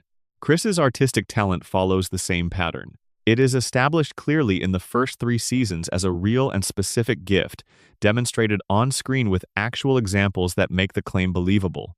It is positioned as something that sets Chris apart from the people around him, something that could become a genuine and ongoing source of story. Then it is filed away, surfacing in later seasons only as a trait the show remembers he has, without having any clear sense of what to do with it or where it could lead. The deeper story of Chris Griffin that the early episodes seemed to be building toward was the story of a gentle, perceptive, artistically gifted teenager finding his place in a family entirely defined by louder and more aggressive personalities. The quiet one, the one with something real inside him that the noise around him makes it hard to hear. That story has been told well in many other forms, across many other shows and mediums. The early Family Guy had all the pieces in place to tell it in its own way. The closet entity. The art. The particular slightly otherworldly quality that made Chris distinct in those first 3 seasons. For whatever reason, whether the institutional memory of what Chris was being built toward was lost in the show's early cancellation and revival, whether the writing staff changed enough times that the thread was simply dropped and never retrieved, the story those pieces were building toward never arrived.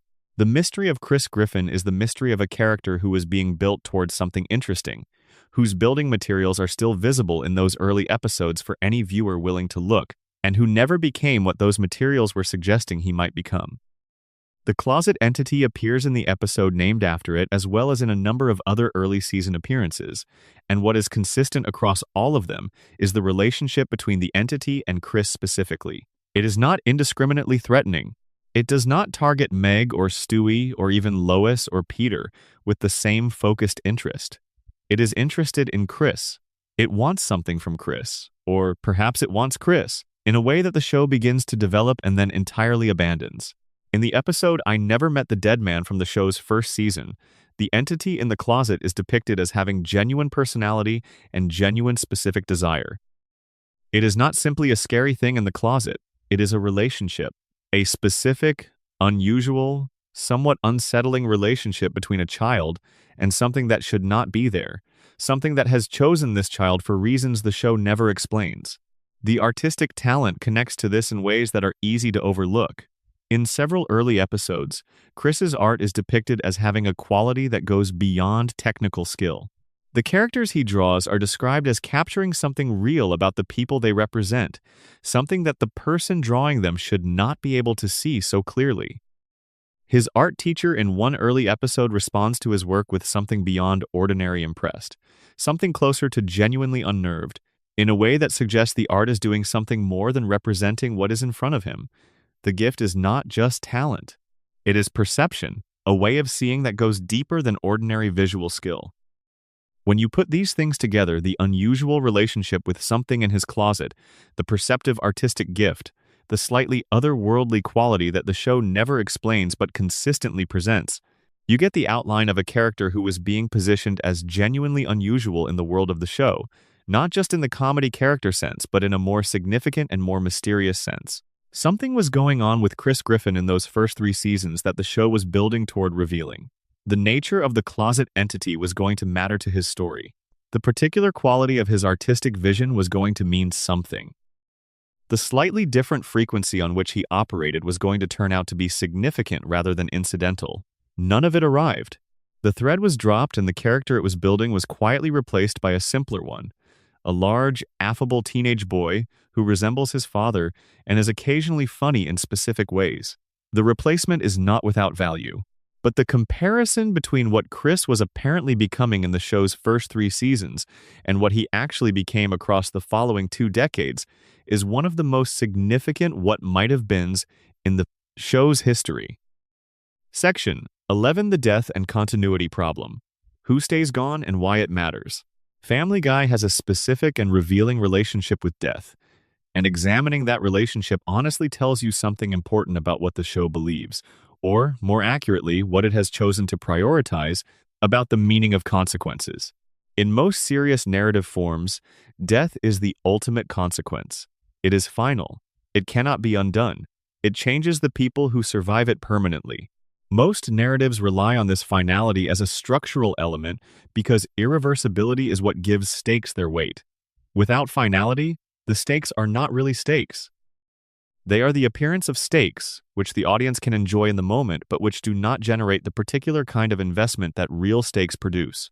Family Guy has systematically dismantled this finality across its run, and the pattern of that dismantling reveals a show that has consistently chosen the comfort of the status quo over the narrative intensity that genuine consequences provide. Brian's death and resurrection is the most famous example, explored in detail in an earlier section. But the show has also demonstrated across many episodes that physical consequences in general do not accumulate for the Griffin family in the way they would for real human beings. Peter has survived events that would kill any actual person many times over. The recurring battles between Peter and the giant chicken that appear periodically across the show's entire run involve both participants sustaining injuries that should be catastrophic and recovering completely by the following scene. Treated as though whatever happened in the previous scene did not occur, but not all deaths in the show are treated with this flexibility. Diane Simmons, the news anchor who appeared as a recurring character across many seasons, was killed in the season 9 episode And Then There Were Fewer. In a way, the show played entirely straight as the conclusion of a murder mystery narrative. She has remained dead through all subsequent seasons without exception. Muriel Goldman died in a time travel episode and has not returned. Adam West, who voiced the show's Mayor Adam West for years and died in real life in 2017, was given a send-off in the show that acknowledged his loss with genuine feeling, and Mayor West has not been replaced or given a continuity explanation. The pattern that emerges from looking at which deaths stick and which do not is uncomfortable to describe precisely but not particularly difficult to identify. Characters who are commercially essential to the show's ongoing identity, too central to its comedy and its audience's emotional investment, do not remain dead because losing them permanently would damage something the show cannot afford to lose. Characters who are meaningful to the show's world but not structurally load-bearing can be allowed to remain gone because their permanent deaths create a credibility of consequence that the show can draw on without paying the full narrative cost. Brian's resurrection confirmed this calculation almost directly. He died. The audience reacted with an intensity that surprised the show's own producers by its scale. He was brought back within 2 episodes. The scale of the reaction, not the internal logic of the story, determined the outcome. The show was conducting an experiment in audience attachment and adjusting its plans based on what the results told it. This creates a specific and ongoing problem for the show's emotional stakes, one that the show itself has periodically acknowledged through self-referential moments. In a universe where death is negotiable, where time travel can undo losses, where the status quo is reliably restored, caring about what happens to these characters requires a certain act of faith that the show has occasionally failed to reward. Most viewers arrive at the answer that caring is still real even when the stakes are not, that love for fictional characters can survive the knowledge that nothing truly bad will permanently stick. But the trade-off is real. The comfort of knowing the characters will always be okay comes at the specific cost of the intensity that only genuine stakes can generate. Section 11B. Seth MacFarlane, the creator who left, and what his distance did to the show.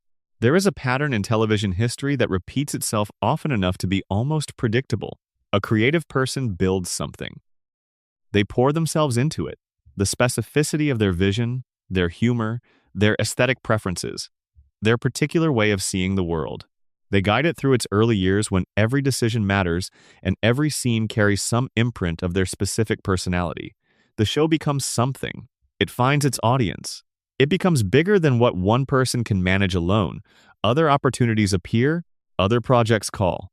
And slowly, bit by bit, the creator steps back from the thing they made. Not away from it entirely. They remain attached to it in name. They continue to receive credit and income and association.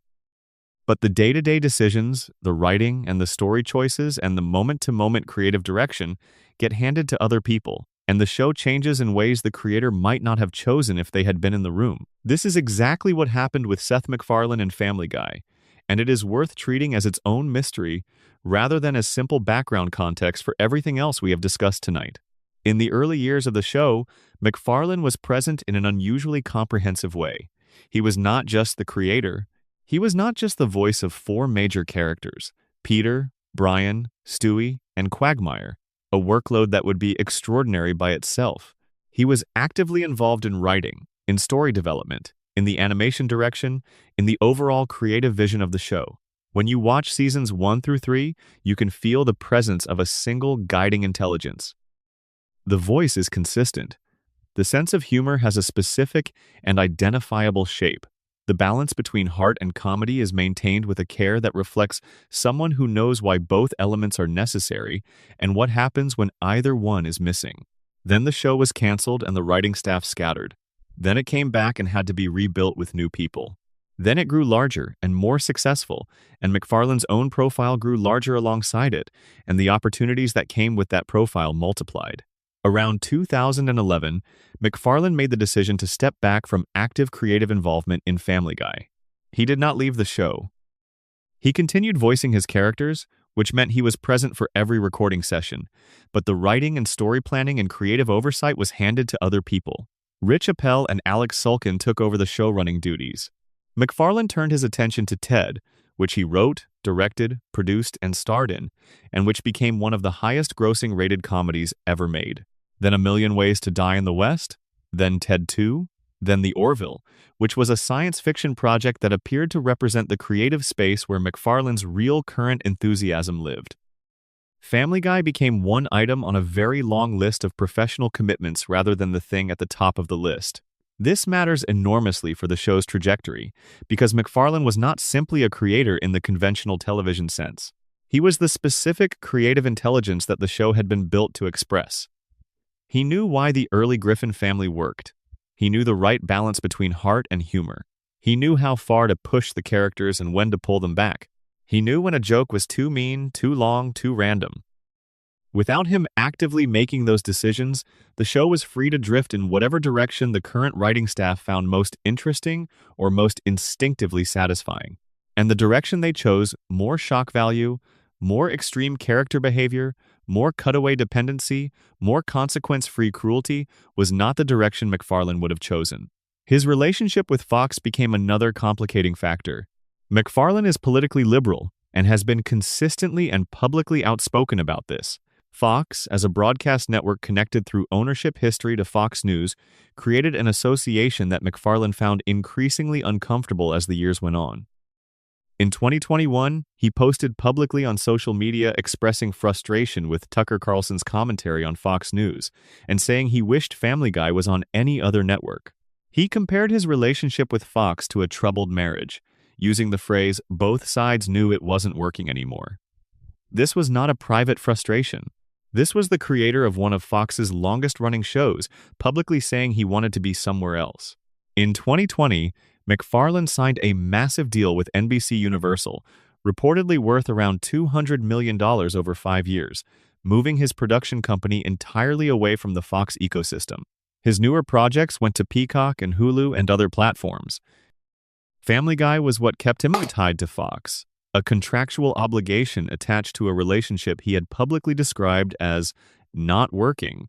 In April of 2024, MacFarlane gave an interview in which he discussed Family Guy's continued existence with a frankness that is worth examining carefully.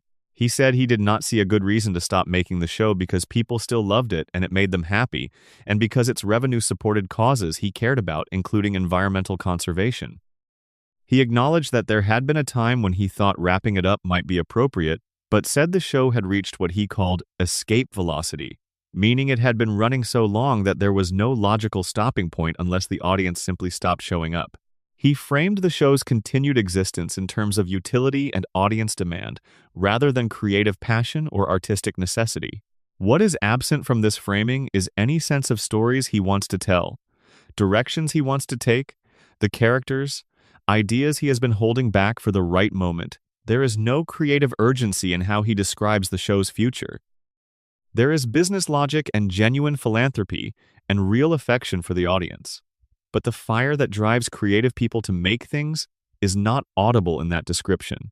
And the contrast between the Seth MacFarlane, who pitched a 15-minute pilot to Fox in 1998, bursting with enthusiasm for a world and characters he had been carrying in his imagination since his college years, and the Seth MacFarlane of 2024, describing the show in terms of its philanthropic utility, is one of the more quietly melancholy things that the history of Family Guy contains.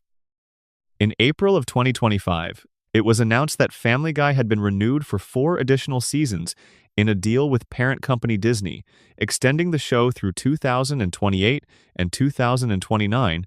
What would be the show's 30th anniversary? Each season would consist of 15 episodes. The show was not simply surviving. It was being locked in for years into the future based on the business case for its continuation, rather than on anyone's burning creative conviction that there were important stories left to tell.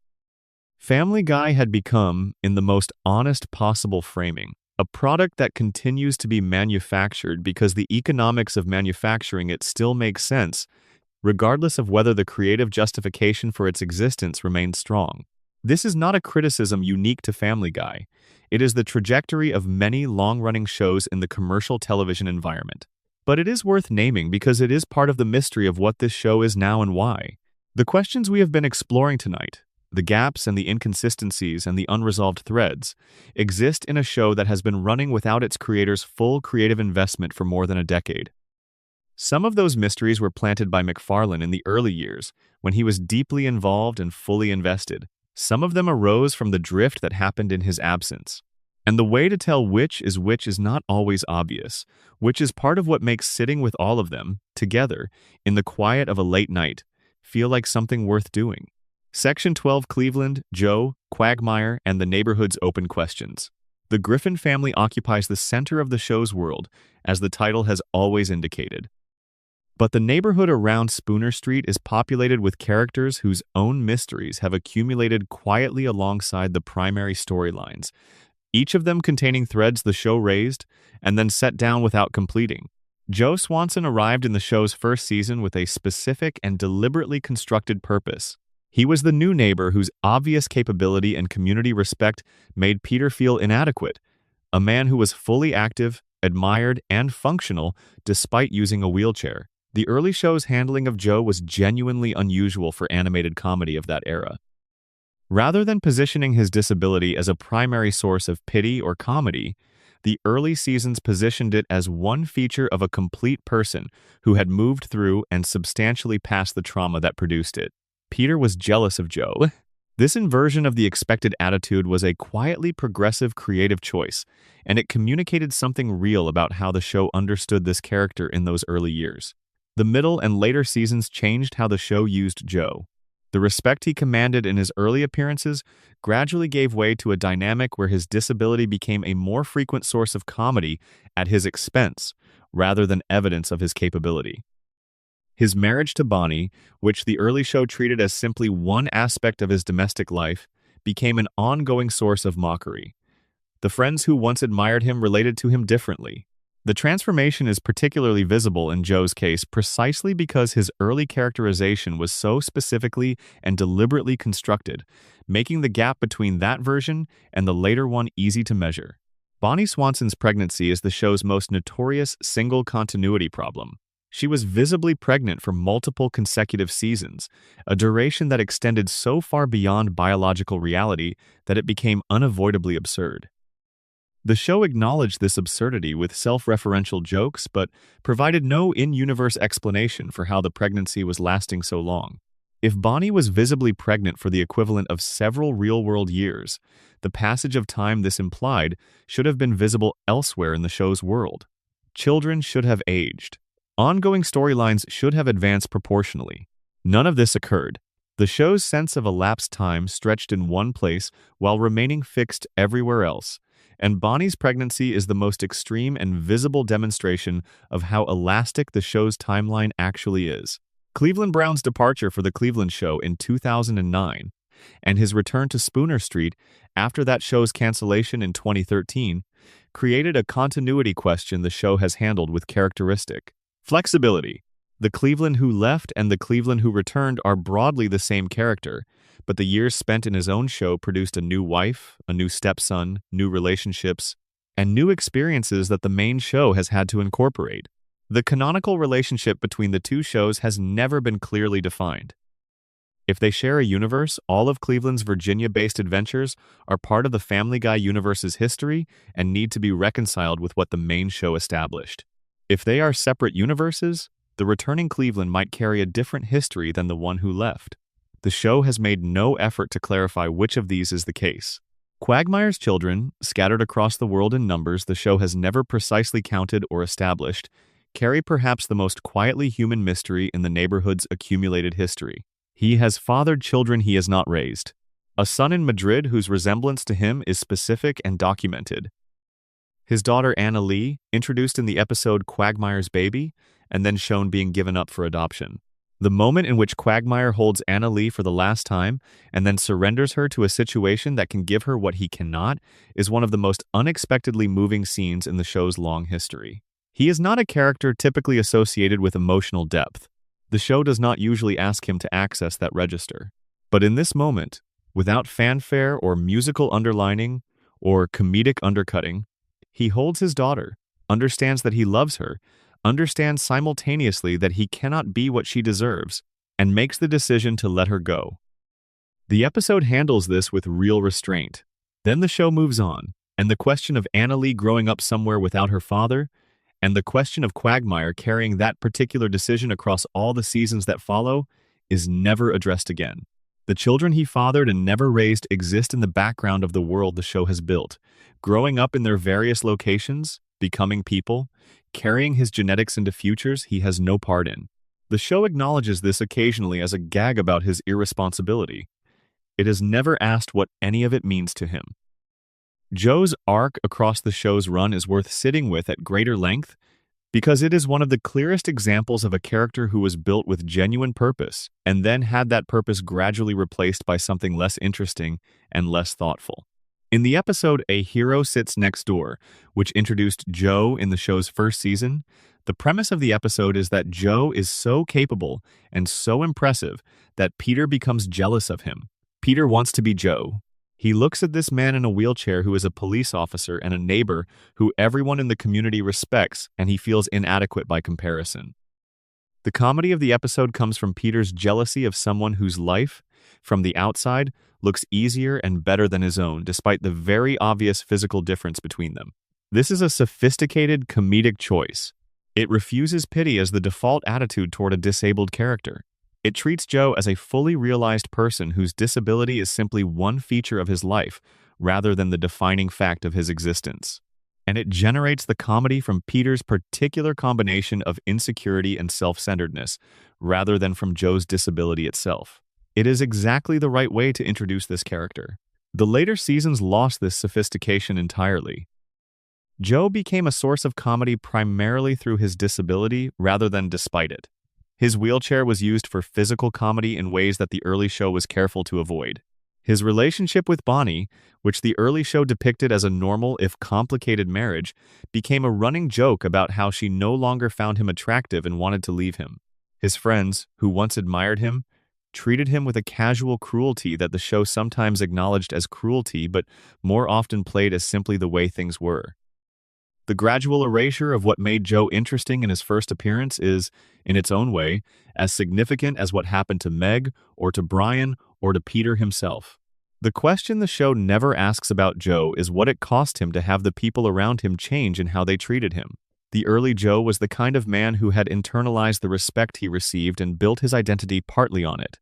As that respect evaporated, replaced by mockery and dismissal, the later Joe is someone whose identity should be in crisis in ways the show does not explore. What does it do to a person to have been the admired one and then to become the mocked one, without any change in the person themselves but only in the people around them? That is a story Family Guy has never told about Joe Swanson, and it is a story that would be genuinely interesting. Section 13. The 4 biggest fan theories that actually hold together. We have spent a long time moving through the show's mysteries, one character and one storyline at a time. Now we step back from the specific and look at the large-scale frameworks, the most ambitious and most developed theories fans have built over the years to make sense of everything simultaneously rather than individually. These are theories that do not try to explain one inconsistency. They try to explain all of them from a single underlying premise that, when accepted, makes the show's accumulated chaos feel like it has a hidden architecture underneath it that the chaos has been obscuring. The first is the parallel universe theory. The theory begins with the most basic question any long-term viewer eventually confronts. How do you account for the difference between the Family Guy that aired from 1999 to 2002 and the Family Guy that has aired from 2005 to the present? The differences are not simply matters of quality or tone. Real as those differences are, they go deeper. The characters in the original 3 seasons behave differently at a fundamental level. Peter in Season 1 is not the same psychological entity as Peter in Season 12, and the gap between them cannot be bridged by any normal account of how a character develops across time, because the changes are too large and too categorical to have happened to the same person living the same continuous life. The parallel universe theory says this apparent problem is not a problem, it is evidence.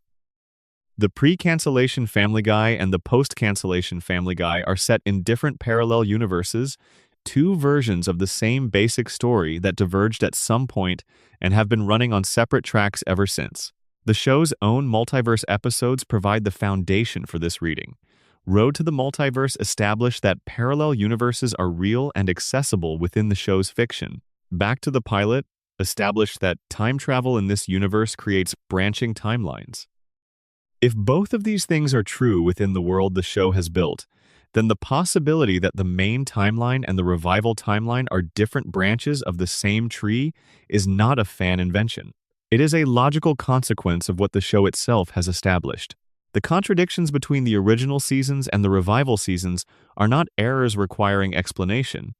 They are the expected differences between 2 parallel histories that share a common origin. When Stewie and Brian visit the pilot era in Back to the Pilot, they may not be visiting their own past. They may be visiting a parallel universe where the original 3 seasons occurred.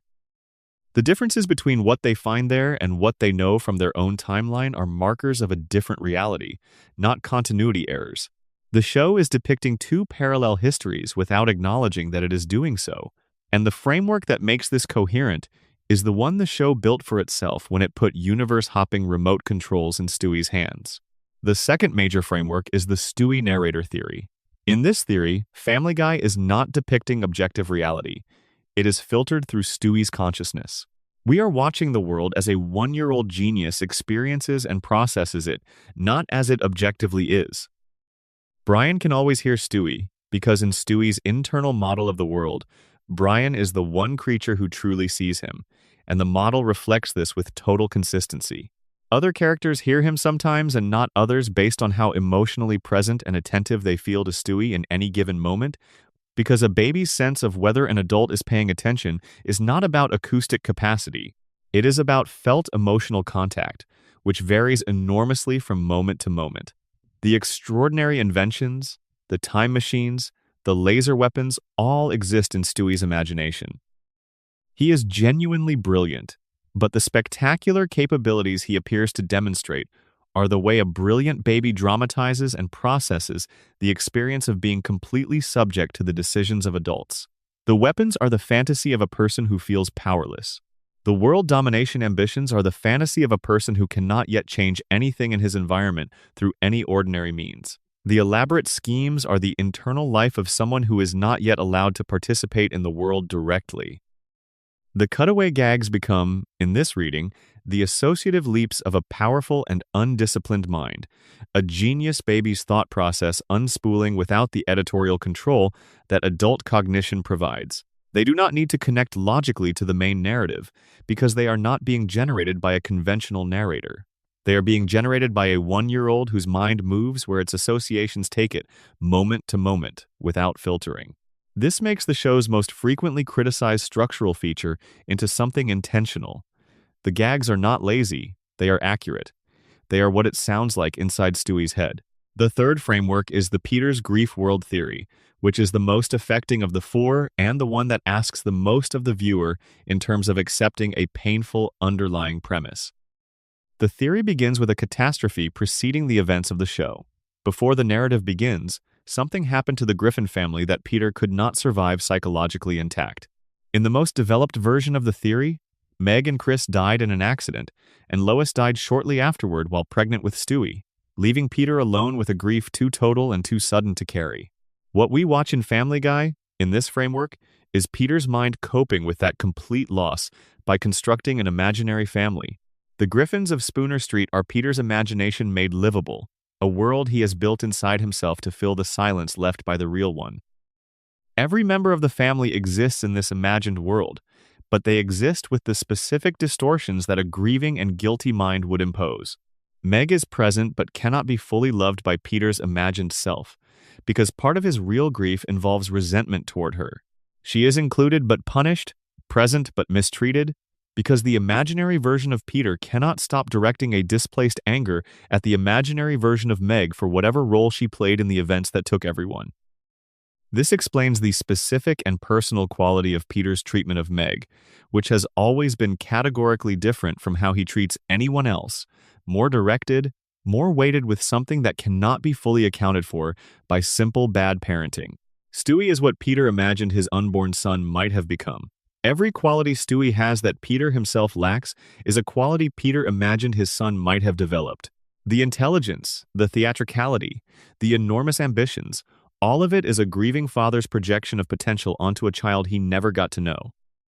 Brian is Peter's idealized relationship with his own intelligence, the smarter and more honest and more self-aware version of himself that was always present underneath the beer and the impulsiveness, but that the real Peter never fully accessed or inhabited. The cruelty, the resets, the consequence-free chaos, the way nothing changes and nothing accumulates across episodes, all of this is consistent with the internal world of a man who has built a safe space inside his grief where his family is still alive, where the safety of their continued existence requires that nothing can truly go wrong permanently, because losing things permanently is the one experience he cannot survive again. The fourth framework is the show within a show theory, which is the simplest of the four but fits most cleanly into the shared McFarlane animated universe. In the season 15 episode Inside Family Guy, the show depicted itself as a television production with actors and a production crew. This was intended as comedy rather than genuine revelation, but a moment in American Dad provides a key to what the comedy was gesturing at. In an American Dad episode, Stan Smith identifies Brian Griffin as his favorite fictional dog. This positions Brian, and by extension the entire Griffin family, as fictional characters within the American Dad universe. The Griffins are not real people in a shared animated reality. They are characters in a television show that the people of the American Dad universe watch for entertainment. This explains the structural differences between the two shows with elegant economy. American Dad has more consistent characterization, more meaningful ongoing consequences, more coherent long-term storylines. It is the actual show, the one that functions with the coherence of a genuine ongoing narrative.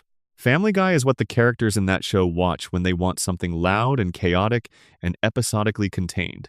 It would be optimized for entertainment over realism. It would reset at the end of every episode because that is what episodic television within an animated universe is expected to do. It would have cutaway gags with no narrative connection because a show within a show written by fictional writers might make exactly that creative choice in pursuit of a particular kind of comedy. Under this reading, Family Guy's entire relationship with consistency and consequence is not a series of creative failures. It is an accurate depiction of what episodic animated television looks like from the perspective of an audience watching it in another fictional universe. Each of these four theories approaches the same fundamental question from a different direction. The question is whether Family Guy is a world with the logical properties that worlds have, or whether it is something else, a performance, a dream, a constructed fiction that someone inside the narrative is generating for purposes that go beyond simply telling a story about a family in Rhode Island. None of these theories can be confirmed. The show will not endorse any of them. The writers have indicated, in various contexts across the years, that the inconsistencies are simply inconsistencies, the natural artifact of a very long-running show with a rotating writing staff and a structure that consistently prioritizes the immediate comedy over the long-term continuity. That is probably the most accurate available answer in terms of what was actually happening in the writer's room. But theories do not require confirmation to be valuable.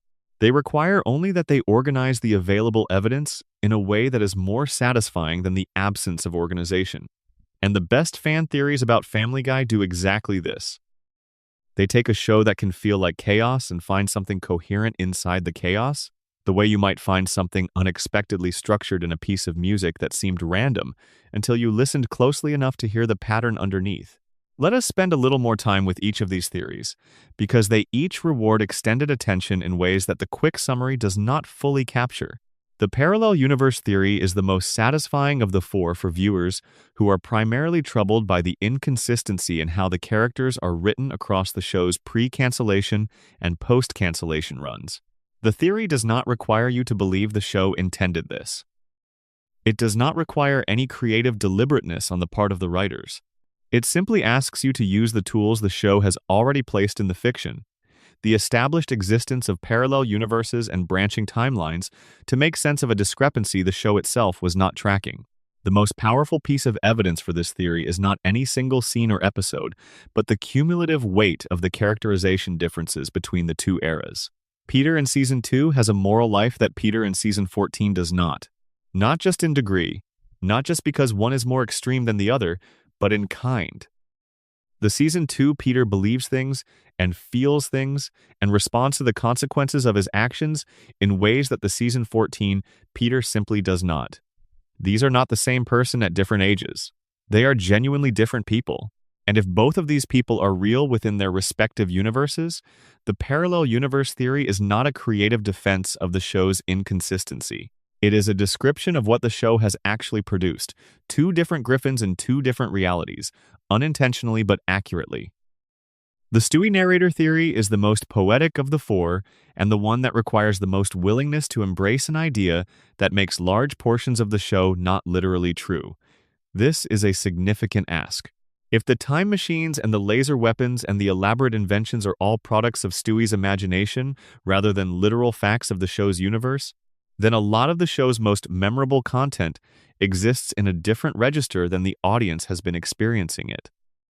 The road to episodes, which involve Brian and Stewie going on real adventures together using Stewie's technology, would need to be recontextualized as Stewie's imaginative rendering of a simpler reality, perhaps two characters who simply played together in the living room, but whose adventures Stewie elaborated in his mind into something much grander. The question this theory raises but cannot answer is what Stewie is actually experiencing if the technology is not real. What is the actual texture of his days? He is a baby. He lives in a crib. He cannot walk on two legs. He cannot drive. He cannot access the world independently in any meaningful way. What does he actually do with all of that intelligence if none of the things the show depicts him doing are literally real? The theory suggests the answer is that he imagines, which is the one truly unlimited activity available to a brilliant and confined mind. And the show is the imagination. All of it. The family, the neighbors, the adventures, the cutaways, all of it is the internal world of an infant genius who is processing his experience of being alive through the only medium available to him. The Peter's grief world theory is the most emotionally resonant of the four, and the one that explains the most about the specific configuration of cruelty and warmth that the show contains.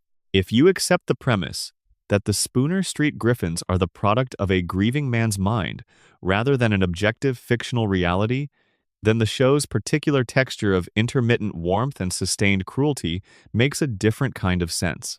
The warmth is there because Peter loved his family. It breaks through in the moments when his grief is simply too powerful to be covered by the protective fiction he has built around himself.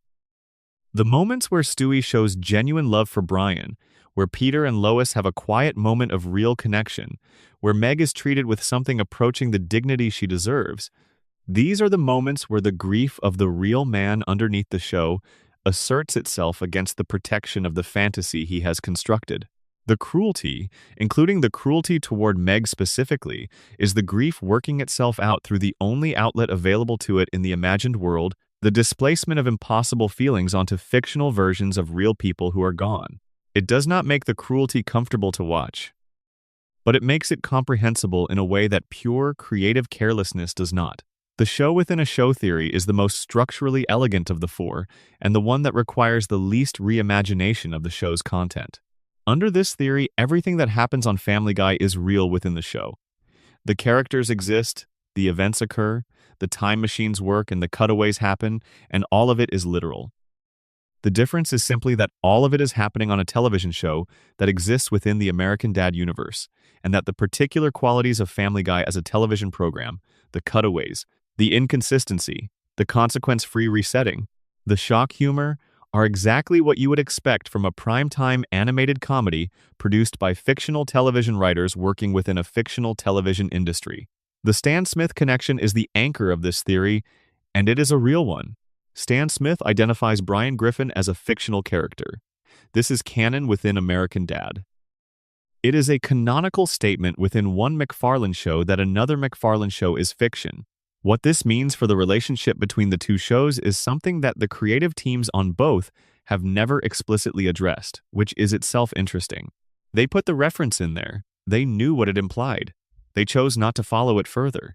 And the gap between what the reference implies and what the shows have done with it is, in the tradition of everything we have been discussing tonight, one of the most interesting unresolved questions in the shared McFarlane animated universe. What all four theories share is an attempt to find intention inside chaos, to treat the show's accumulated inconsistencies and mysteries not as creative failures but as evidence of something more interesting. This is, in the end, what good fan theorizing always does. It is the audience's creative response to a text that has given them more questions than answers, more gaps than explanations, more negative space than filled-in story. It is what happens when people love something complicated enough to do the work of making sense of it themselves. And Family Guy, for all of its many considerable flaws and missteps and moments of genuine creative failure, has always been complicated enough to generate that response. 25 years of questions, 25 years of theories, 25 years of people sitting in dark rooms trying to find the pattern underneath the noise. That is not nothing. That is, in its particular and somewhat unusual way, a measure of what the show has meant to the people who watch it. Family Guy has been generating questions since 1999.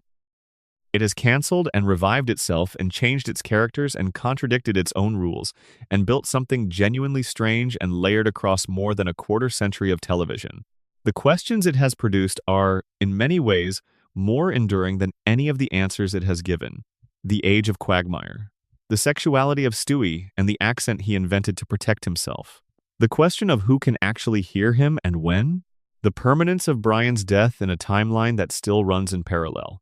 The parentage of Meg and the man named Stan Thompson who receives one mention and then disappears. The intelligence Peter Griffin had in Season 1 and gradually, inexplicably lost. The hidden history of the Pewterschmidts, the hidden brother, the hidden identity, the hidden willingness to let a daughter die. The closet entity and the art and the arc that Chris never got to complete. The children Quagmire fathered and never raised. The deaths that stuck and the deaths that did not, and what the difference between those two categories reveals about what the show actually values. All of these live in the gaps, in the spaces between what the show has told you and what it has chosen to leave out. In the corners of the Spooner Street ecosystem where the light does not consistently reach, and the gaps are what make a long-running show worth watching closely. A show without gaps has told you everything. A show that has told you everything has nowhere left to take you, no new angle from which to surprise you, no question left to generate conversation at 2 in the morning when you should probably be asleep. Family Guy has never told you everything. It has been on the air for more than 25 years, and it is still generating mysteries faster than it resolves them.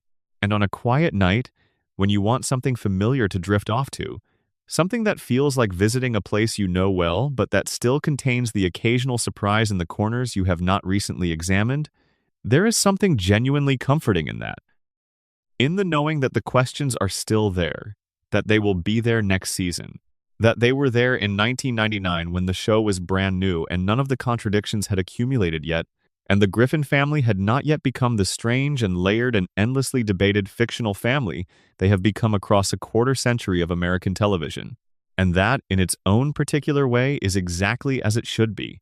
If this long, slow, unhurried journey through the mysteries of the Griffin family and the world they inhabit was what you needed tonight, please subscribe so you are here for the next one.